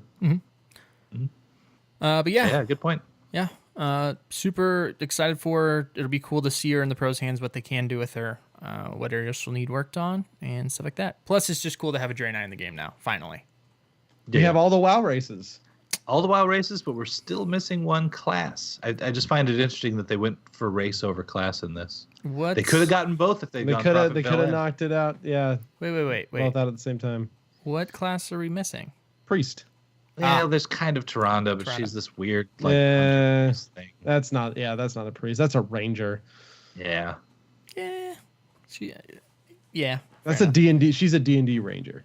She is the priest alternate hero in Hearthstone, so you could start to make an argument, but Yeah. But yeah, super cool. Yeah, And I'm excited for her. I think yeah. and by the time we actually see her in pro play, there will probably have been at least one or two balance patches. Yeah. So that will be kind of interesting to says she will not be at the midseason brawl, which is coming up. So we'll have to wait till the start of phase 2 to actually see her in the wild, so to speak. Yeah. I And wonder, actually- will they let the HGC pros play on her before we get her in like ranked? Or do you think we'll have them wait for the same kind of cycle? Like the they next might have her on season? the test or whatever server they have. I mean, for I would scrims. assume she won't be available. Well, they're not holding the hero back until the new rank season. They're only holding the map back. So my guess Oh, the is map. That's what I'm thinking. Yeah. my guess is that she probably will be available either the first or the second week of phase 2 of HGC. Gotcha. Okay. And what doth life actually brings up a great point here. I believe it was him, but now chat has moved of her being pretty strong Abraxas holdout. That's a good point. I think that is a map where she could be really strong to her ability to displace heroes off the point and her ability to stay on the point forever. So He then makes a good point too. She doesn't have any quests. It is the first hero in forever. Yeah. Yeah, that doesn't have any quest talents. Interesting. Which they actually did say not too long ago. And this might have been in the interview that I did for Heroes Hearth, that they were moving away from the philosophy of everything has to have quests. Yeah. I don't disagree with that. I find it weird that a Warcraft hero doesn't have quests. Like if there's a, if there's a game, it's like a to pull that thematic from. thing. Yeah. She's a lore master. She didn't have any quests to do anymore. They're all done. Yeah, there you go. But last thing, what you more excited about, map or Yrel'y? Multi. Map. TBK. No question. Like it's what we've wanted this whole time. TBK. I'm gonna have to go map too. I mean, maps are just such a smaller quantity than heroes are, so it's pretty hard not to get super excited about a brand new map. Yeah, when they only come out like once or twice a year. They also impact all the heroes. You know, I mean, it's a new puzzle to find out like which heroes are good here. Yeah. So, and I will go map as well. I'll be honest. Like I wanted a Warcraft map. I thought it would be really cool to have in game. I wasn't along the lines of like, oh, we need one. We have to have one. I wasn't along the lines of like, Alterac Valley is going to be awesome, stuff like that. But it by far exceeded my expectations. And after seeing the Horde and Alliance stuff in the game, I realized I wanted it more than I thought. And I'm just super glad it's here. So super well done by the art and design teams for both the map and Yrel'y. So we're excited. Very excited. Let's go ahead and get on into the HGC because we have a fairly big thing coming up here pretty soon. All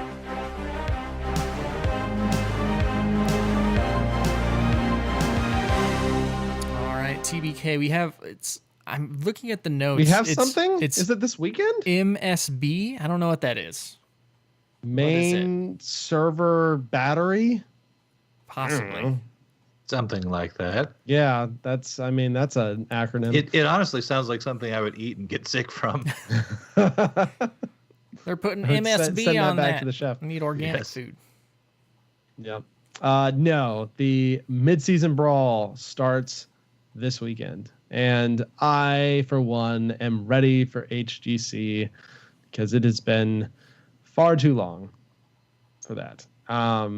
So just to kind of start things off, they did announce the patch that the mid-season brawl would be played on, and it is going to be the Diablo Lunara rework patch. Yeah. So we will get to see both, potentially get to see both the new Diablo and the new Lunara as they come into the hands of the pros. There was a little worry because up until today, Diablo, his lightning breath was bugged. And they actually had originally announced that they were going to ban picking the lightning breath heroic at mid-season brawl, which a lot of pros were super unhappy about because lightning breath has been seeing apparently in pro play more play than Apocalypse. Yeah, I'm sure they've been scrimming with it. So yeah, that would be rough. But as of yesterday, they announced that they had implemented a hot fix specifically for the mid-season brawl to fix lightning breath. So he will be available at mid-season brawl with both of his heroics intact. So I really, really hope we actually get to see him now that they put in the extra effort to fix the other heroic. Because I want to see new Diablo used. I think we'll see Lunara for sure. You think so? I do. Yeah, I could see it, honestly. She's good. I'd be okay with that. We haven't seen Lunara for a while. Yeah. So I'd be good with that. And also on the good news front, as Master League has reported, it seems like both Chinese teams might be able to play with their full roster at midseason brawl. Oh, As that's such of good news. this writing, Don't jinx no it. visa issues have arisen for either team from the region. Yeah, that was as recently as June 4th, just a couple days ago. So very cool. I would love to see that. That's a really big deal. It is. Sadly, that's a really big deal. It shouldn't be as big a deal as it is, but it is. And I'm really intrigued to see what China brings if they've got their full roster. I know. It seems like the last, I don't know, however many times, forever, China has not been able to bring their full rosters of their top teams to bear. And if they can finally do that, it will be really interesting to see how a legit full Chinese team stacks up Yeah. against some of the other best in the world. And then this next tidbit was really interesting because I had been wondering this quite a bit myself. Last year in phase 2, we got HGC Cheer, which was the ability to get Twitch bits and cheer for your favorite team, get some in-game items unlocked, blah, blah, blah. It went away with them saying it would be back at some point. And so there was somebody on Twitter who actually had asked, where is this? We haven't heard about this yet. Is this going to make it in time for mid-season brawl? Probably not, because there's not hardly any time. Where Milkfat, who is the head of the Heroes, the HGC esports stuff, posted it will, in fact, be back for the mid-season brawl. Yeah. Actually just posted it will. It will. Yeah, It's kind of like the new is bad will fix. Yeah. very Dustin Browder yes. tweet. And that is cool. My only concern is, and obviously I want it back. Just go ahead and do it.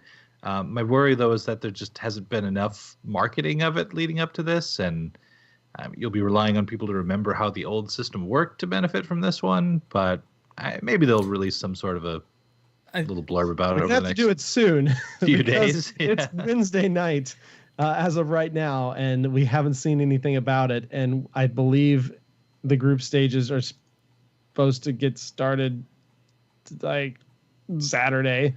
I don't think. I mean, I don't think this is something that would cause people to come watch it live because you can do it in VODs as well. As soon as people start seeing it posted, people will realize that it's back. And usually they had, if you just scroll down below the video and stuff, it had all the stuff. So I think it'll be fine. It is late, but It'll be fine. If they are finalizing stuff, they are sure as heck cutting it close. Yeah. Well, I mean, if they're going to have like a whole new reward structure or new rewards or building on the old one, or we just don't even know what direction they're going to go with it yet. And yeah, it's just around the corner. So. And finally, of course, what we've been talking about this whole time, the mid-season brawl will be starting this Saturday in Stockholm, Sweden. It will start at 5 a.m. Pacific time, 7 a.m. Central time, 8 a.m. Eastern time. And it will actually start with Heroes Hearth going up against Luna Meow. is that a Chinese team? Or maybe the Taiwanese team. Taiwanese. I'm not positive. Try to look into it. Positive. But I'm really excited. There's some really, really good maps or really, really good matches to start off the first day. I'll definitely be keeping my eye on Heroes Hearth, of course. It's a lot of work to keep up with all the regions for sure. And for me personally, I really only have time to keep up with EU and NA for the most part, other than just seeing a few things here and there. But so these like Western class, Eastern class, mid-season brawl are really fun for me because then I get to see teams that I don't get to keep up with all that much. And I do know that the very first day, 10 a.m. Central Time, Dignitas is going to be playing Tempest, which will give us our first real look at the very high-level Korean play versus EU. Yeah, which is always interesting because I think history proves that The Korean teams perform really well at international stages. Yes, they do. And then Tempo Storm will actually be playing Ballistics as well later Yeah. in the game. So I think this is going to give us a kind of a little teaser on how our Western teams are going to do against some of these Eastern teams. Yep. You guys going to try and catch some of these live? Yeah. I honestly might be able to catch that first one because my kid wakes me up at 7 every day, even on the weekends. So, and I usually let my wife sleep in, so I get to do some stuff. Yeah. My schedule is currently pretty open, so I think I'll be able to make it. Well, and this is pretty crazy too, because remember, this is a long event. This is June 9th through the 19th. So we have games Saturday, Sunday, Monday, Tuesday, Wednesday, and that's the group stages. And then we move into the next Saturday, the 16th, 17th, and 18th for the last stages. So this is a lot of heroes. Yeah. A lot of days. And if you can catch all of them, I wish I had your schedule. But but I'm going to definitely try and get the weekend games as much as I can. And then of course, Monday, June 18th, 8:30 a.m. Central Time, 6:30 a.m. Pacific, and then 1 p.m. Central, 11 a.m. Pacific time is going to be the two final matches. If you're wanting to see the end. Also strange that bleeds over into Monday, but that's okay. They made it fit.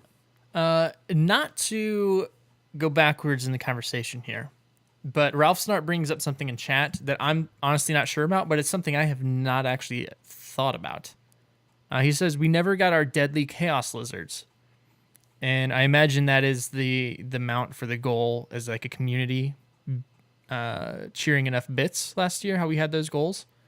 I don't remember seeing a notification for that. I'm pretty sure we reached that goal, didn't we?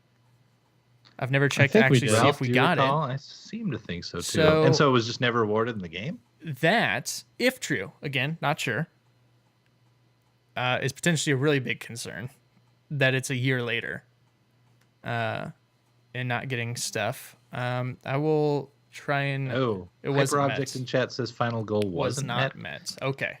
So maybe Good. the point was that with the rebooted one, we'd continue to work toward the old goals, which I was kind of hinting at earlier, but yeah, we'll see. I still think fresh new goals would be the right move. Yeah, I do as well. Because again, that when they announced that, Mount was cool for a second, but wasn't like it was another elemental animal that we have a lot of. So Right. all right, well, let's reach that goal this time, team. We can do it. Woo. Yes. All right. Now, moving on. Oh, interesting. The HGC 2017 cheer event page actually doesn't load anymore. Really?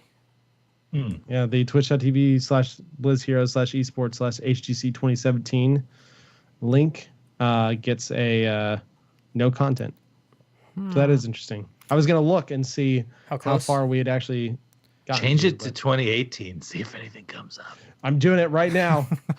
Right now, live on the air. This could be breaking news. Nothing. Nope. Darn it. Yeah. All right. Worth a try. Let's move on to community content this week. So this week, I wanted to highlight and bid adieu to one of actually my favorite podcasts, Heroes podcasts, and one that I think is probably the most creative Heroes podcast as well. Heroes Forge. For those who have listened to it before, I know we've talked about it some on the podcast in times past, is coming to an end. They posted a letter just recently on the 3rd. It has been an incredible journey. We wanted to thank everyone for their support over the past 2.5 years. They couldn't have created the show without your support, but it is with a heavy heart. I must inform you that the show will no longer be in production. Both Kristen and Jeff are moving on to other projects. And so make sure to follow their Twitter for updates. Signing off one last time. both Jeff and Kristen. So I wanted to give a big shout out to them. This has been a fantastic podcast, and one of the ones that I had tried to listen to on a semi-regular basis, as it's extremely creative, and it gets my creative juices flowing whenever I'm trying to do map concepts or hero concepts for different things. And so 2.5 years is a really great run, and they will most assuredly be missed in the Heroes community from a content perspective. Yeah, I don't think any other podcasts, ourselves included, brought their kind of like energy and passion to everything. Like you could hear it in their voices all the time. Like Jeff would just be like, "Oh man, this is so cool!" And just get hyped for everything. You know what I mean? It's hard to get like more energetic and excited, Jeff. Yeah, because we're hyped, but that Jeff guy, he is hype. He's good people. He is. They both are. Yeah. I mean, they all are. But yeah, I think really, which this is actually pretty incredible off the top of my head. You know, I think of the long-standing Heroes podcast, this is only the second one to wrap up. Maybe Stormcast. I can't. I'm sure there's probably been more, but you know, it's been a really strong community, which is great, and we're super happy for Jeff. He has posted his what his plans going forward are, and you can check that out on his Twitter. It's right there, and we're super excited. So good stuff. Yeah. Secondly, my good buddy Yrel'y has released what is possibly the greatest video of all time. Yes. And yes, he's finally done it, folks. He has released his Twin Blade Varian video. And I don't even want to describe it because it's just so beautiful that you kind of need to watch it yourself. And the link will be in the show notes. But suffice it to say, it will convert you afterwards. I don't think you could watch it without like then going to the game and spamming Twin Blades for forever. I don't know. Yeah, for the rest of the game. Yrel'y is the best, and he makes the best videos. I think my favorite thing about this video is that it's been viewed almost 42,000 times at the time of this recording, which to me means that yes, this is a movement. TBK. Yep, it's I mean, it's what I've been preaching for the last however like 2 years, year and a half since Variant came out. But and who knows with these armor changes, but I just feel like this movement, it's just happening too late. I was a long time Twin Blade guy as well, but I've been won over by the taunt right now. I've been doing as much damage as Twin Blades in taunt, and I don't know. I don't know. Nope. How did Twin Blade? How did Twin Blade do in those Mortal Kombat rounds there, TBK? It did pretty good. Couldn't take down Chin. Chin for the. That just stunned us. Chin OP in 1v1s, by the way. It's not going to be a quick battle. It wasn't Chen. But it's a battle of attrition. I was playing Arthas. Attrition. Arthas couldn't take Chen down. You were playing Arthas that game? Mm-hmm. Who played the Twin Blade? Generally pretty good in that. Yep. Huh. Yep. You took him last year. The time I played Twin Blade Varian was the second time. Oh, okay. And I soloed Butcher with Gotcha. Twin Blade Varian. So Okay. there you go, folks. It's the best. Finally, as well, and this is an extremely, extremely well done fan trailer for what I guess you could call like a fan content drop. It's called Heroes of the Storm Cataclysm, and it's a fan-made trailer about the coming of Deathwing, and it is extremely well done. It done in the Avengers Infinity War style. Yeah. And I would play it. Yeah. Like it's we'll have the link in the show notes, of course. It's one of these things, like some of these last few have been just kind of visual, but extremely well made trailer. to herald the coming of Deathwing to the Nexus, and I would play it. Yeah. Totally play it. It's Also, pretty awesome. Blizzard just hire this person because they do good work. it's This funny. seriously looks so much like a content drop for Heroes. And it's funny that this came out like around the same time that Echoes of Alterac did, because we've had events before, like Nextmania and stuff, but this was presented in a way, kind of like a World of Warcraft expansion and stuff, and the logo and everything like that. So, which is kind of what this thing does. So I thought that was funny, but it's incredible. And I love how well the Avengers voices and stuff actually go with this. They really do. Like they did such a great job lining that stuff up. Yeah. To make it work well. And Genji dying. Great. He needed healing. It made me happy. He did. But yeah, those are both fantastic. We do have a few questions that we'll be able to get to this week, so let's hop on into those. All right, first one we have here from Jason Multi. Jason writes, in the age of MOBAs that are all grown up and even some aging, at one point, do heroes retire? Is it even a good idea to retire heroes that people purchased? Can a 400 hero MOBA still be good? That's looking some really long-term change there, or long-term ahead. I would say, so he's talking about like not the game in general, I don't think here. He's more addressing like individual heroes. If there are so many in the pool, is it possible that some could just drop off so much that they literally full on retire? So question on that one. I'm not quite as up on some of the older MOBAs these days. Is there any historical precedent for that, either in League or Dota 2? Like League? Any of them?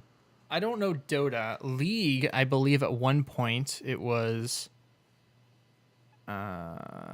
somebody, I think in the story, like Gangplank killed someone in the lore. Oh, I remember hearing that. I don't know yeah. if it was Twisted Fate. I feel like they came back and it was a rework. Or maybe it's just someone I never knew about. I think you're right. I think the story killed someone for a short time and then brought them back as a rework. I don't believe it was a super short time though. I think it was for a while. So, But in that time, they were out of the game? Yes. That to me sounds almost more like think. a Hanamura situation where we need to rework some things, so let's pull him and bring him back with a bunch of stuff. Yeah, and I don't know too much on it, so I don't know if it was I Twisted Fate is feeling right for me, but I don't think so. But I'm not sure if it was like a new hero that was broken or if it was somebody that had been in for a long Misfortune killed Gangplank. Yeah, I thought it was Misfortune killed Gangplank. Okay. Oh. So, yeah. He was Who always knows? better than Misfortune, but He's really strong right now. I can't play him though. Ah, yes. Does he still have the Q pistol? Because that was the fun part. Yes. Okay, kind of sold. Anyway, so no, in Heroes, like we're a ways off from these kinds of concerns in general. I don't see why they would strictly take someone out of Heroes and retire them even super long term in the game. What I could kind of see happening in like the far future, like later in the 2020s, 2030s or something like that. Maybe when technology has surpassed where we're at and we're starting to get more into the Ready Player One arena, we're still going to have access to play Heroes. It's just going to be like an ongoing supported deal, more like you see out of the original StarCraft, or a lot of these games they're bringing back, like they're kind of reskinning Warcraft 3 right now and that kind of thing. So I could see that being like this super long-term life of the game. And even at that point, even like 2060s, 2070s, we're now plugged in and we're playing these games in our brains. If you die, which would be you totally die. fun. Yeah, if you die. That's the new population control. Yeah. Oh, that's okay. Well, let's really work on balancing the heroes then, because I'm only playing top tier as well as I can. No, but anyway, so I guess my point is, even in the far future, however far you want to put it out, I still don't see why they would totally take someone out, because I mean, the meta of the game would kind of regulate itself some too. And I know this happens in League and some of the other older MOBAs, because some heroes just don't see the play. And that's fine. I mean, they're still in the game for enthusiasts to get in and mess around on. and they may not see pro play, may not be in the championships or anything like that, but they're still in the game and just still add that flavor to it. So I don't see why we'd have to retire anything, but what do you guys think? Yeah, it's if you think about it too. Right now, we just hit Heroes 3-year anniversary, and Yrel'y will be the 80th hero coming into the game. And Heroes has already started to slow down hero creation a little bit. What we from a historical precedent and what we've seen in other long running MOBAs is you'll get to the 120-ish mark. And then you'll see it start slowing down even more so.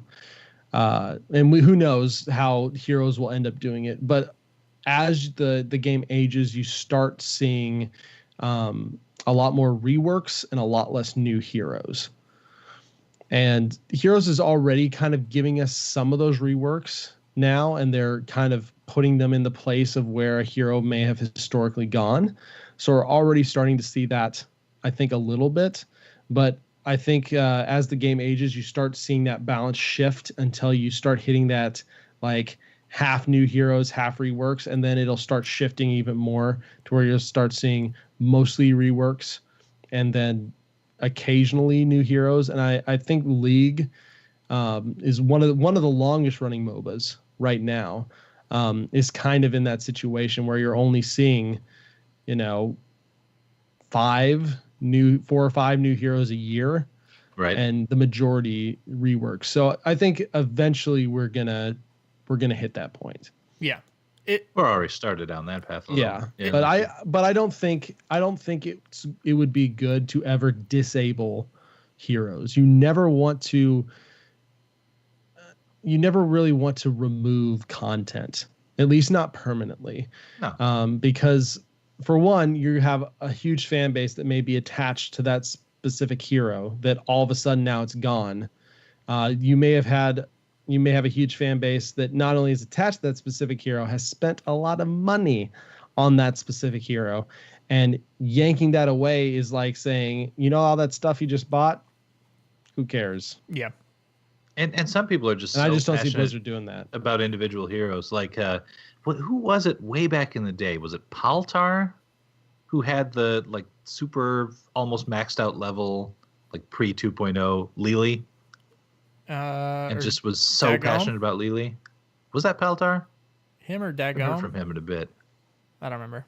Regardless, my point is some people are just kind of like you were saying, TBK, so invested in individual heroes that to see it go away would just not be good. Yeah. For me, it's really hard to even imagine getting to this point because, as we've said, League has been going for 10 years now, I think, or close to 10 years, and they're still in the hundreds on champions. I think I want to say somewhere between like 140 or 160. So it's a long way before it gets really out of hand. And granted, Heroes isn't League, so maybe we hit a point to where it gets out of hand sooner because we have more maps. Maybe we hit a point or don't hit a point because of the amount of maps we have. It doesn't get out of hand because there's map metas and things like that where heroes still get played. So Right. For me, it would be easier to imagine the Dota route of, oh, it's been so long, here's Heroes 2, before we get to a point where there's so many heroes in the game that nobody knows what to do with. Nobody knows what the meta is anymore. That's an interesting point. so- And they could do it on A new like engine. whatever Woo! new engine, and then it doesn't even exist yet. Yeah.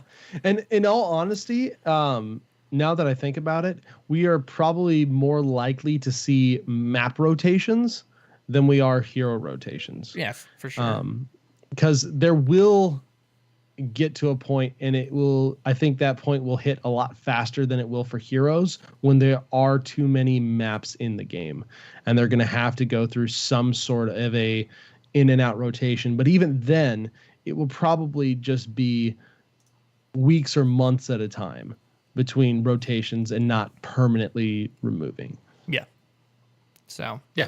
As long as they tie that into the lore, I want to know why this realm is being destroyed and who's destroying it Yep. when you take it out. Everything's got to have a lore reason now. So That's right. it's an interesting question, very thought provoking. We did get one from Cannibal Bob. Just want to make sure we got it. But asking about our opinions and impressions on Yrel'y, I think we hit that pretty hard in our discussion here earlier. We hit it a lot harder than she can. Hey. Oh. Hey. Dang. Yep. That wasn't me or TBK, Matt. That was Multi. I still think she may have a future as a bruiser, but we'll see. We'll see if the numbers get big. We do have one from Captain Logan. This is a very important one. Very important, and something to bring up. We kind of hinted at it earlier. Is there a forum petition up to ensure the Horde are always red on AV? No. All right. Thank So- you for the question. No. Wait a minute. No, this is important.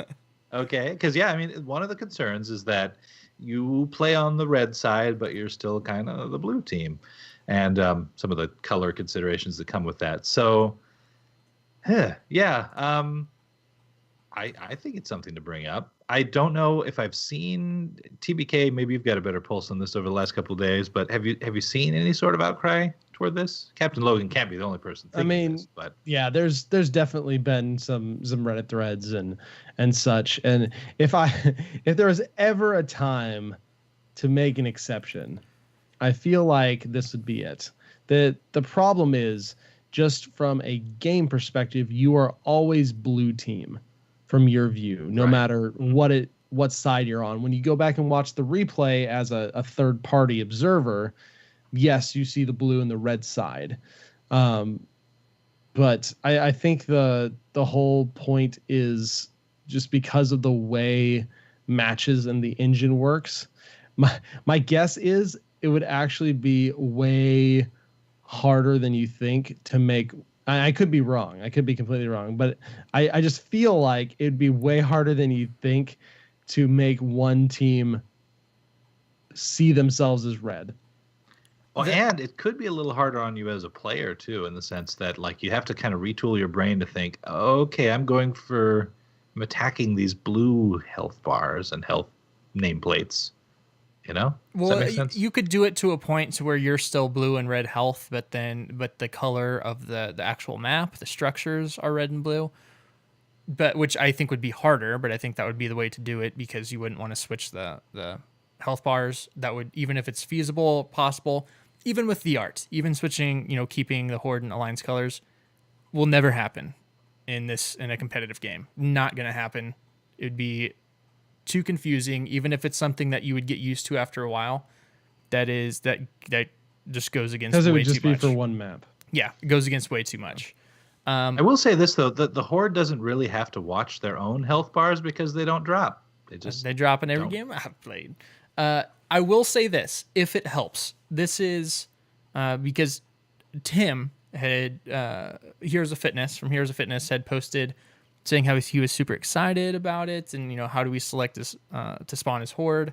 And I had responded, you may be on the Horde side, but you'll always be rocking the Alliance blue. He tweeted back referencing Warcraft 2, which I played. I was a very small child. I don't remember much about any of the Warcraft games. I remember playing them in Exploding Sheep. That's about it. He said it's just Stormguard versus Storm Reaver clan, circa Warcraft 2 when you play as Horde. So, I don't know which of those is blue, but apparently there is a blue Horde clan. You can just fantasize that that's you. So, if that helps. But, you It's can one of those fantasize things I would like that. to happen, but I don't think it'll probably ever happen. You can fantasize it, but in reality, A, yeah, it's not going to happen, and B, you are rocking Alliance blue. Get over it. So the Alliance always wins. Just like Yrel'y. Multi, we may have to change that logo again quicker than make it red. have to. Yep. Can we just call that guy back up and be like, hey? Oh yeah, quick that's a good point. notes. I never even I know thought we've of been this. working on this logo for a while. That's I didn't really, but I'm gonna say, yeah, when I was originally designing our logo and color scheme, I had Alliance in mind. You all know I'm a Horde at heart. I was born Yes, I was yes. born in the Horde. I'm just, I'm a double agent in the Alliance now that I've spent so much time here.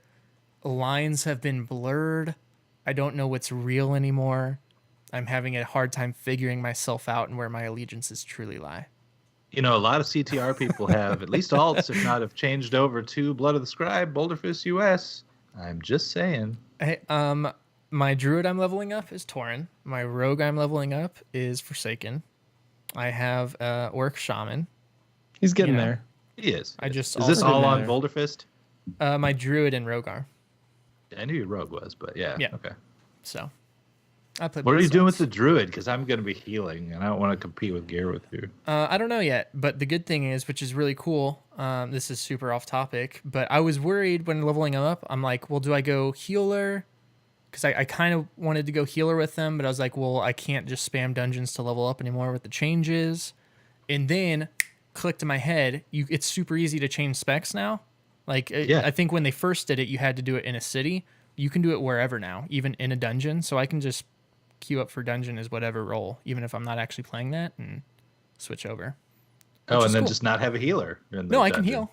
Yeah, because I can switch to Oh, yeah. the healing spec, or I can switch to a tank spec, which is really neat because I think it also keeps me really like familiar with all specs instead of trying to Oh, learn a yeah, new spec that's at cool. max levels really hard. Just Anyways, makes the leveling experience more interesting. yeah. Anyways, that's gonna do it for this week. A lot to unpack there. If you guys haven't been in the PTR, if you're one of those players that just doesn't do PTR, I would highly suggest hopping in there and trying it out. The queues really aren't that long unless you're playing Yrel'y. In that case, Yeah. try and get a full group. There are custom games going all the time, but the map really is cool. And it's going to be a little bit before we see the map. So check it out and have a good time. But before we get out of here, Multi, where can we be found?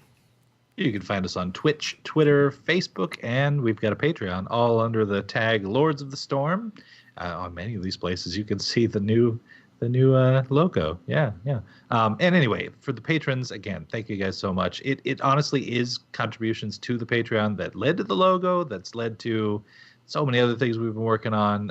Also, the art piece that TBK is working on that we kind of hinted at too. So, there's a lot of good coming out of that, and so thank you all for even considering it, but definitely to those who've given. We also can be found in-game for sure by typing /join space LOTS, really in live or the PTR. But then also we've got our Discord, bit.ly/lots Discord, and you can email us with feedback or questions, lordsofthestorm@outlook.com. And again, for anyone who has given us a review, thank you so much. iTunes, Stitcher, any of the other outlets, reviews are super helpful, so thank you guys. You can also find us individually, myself on Twitter, Twitch, Facebook, all those things at Gizmozord. Again, I am streaming more regularly than I ever have. So it'd be cool to see some new faces there and stop by. You can also find me on Convert to Raid Presents the BattleNet News, the World of Warcraft show focused on all things Blizzard. All things Blizzard. Which is Tuesdays at 9 p.m. Central at twitch.tv/ConvertToRaid. Multi, where can you be found? You can find me on Twitter at Multizord. And I'm also on another show called Hearth Casual, which is a show about Hearthstone with Ro from Realm Maintenance or Brian. And this is one of our off weeks. And actually, I got to tell you this story real quick.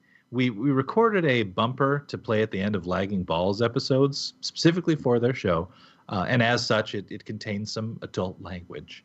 But in it, we were talking about how, so on our off weeks, we typically have a Brawl breakdown where even though we're not doing a full episode that week, there's still some kind of new Brawl to talk about, right? So, but Ro had written up the script for this whole thing, and he said, except when Randomonium happens, because F Randomonium, right? And so, funny, we recorded that last week, and this week, it's Randomonium. So we literally aren't doing the off-week show because to heck with Randomonium.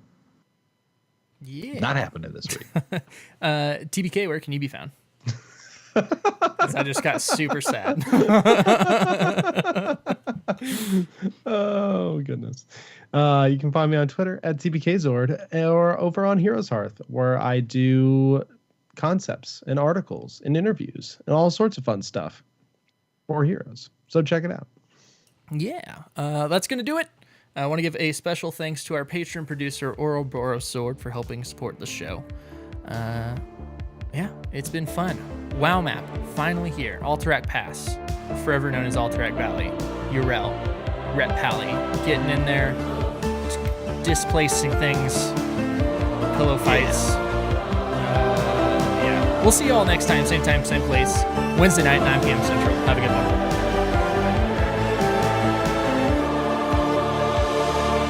Enough. I shall do no more.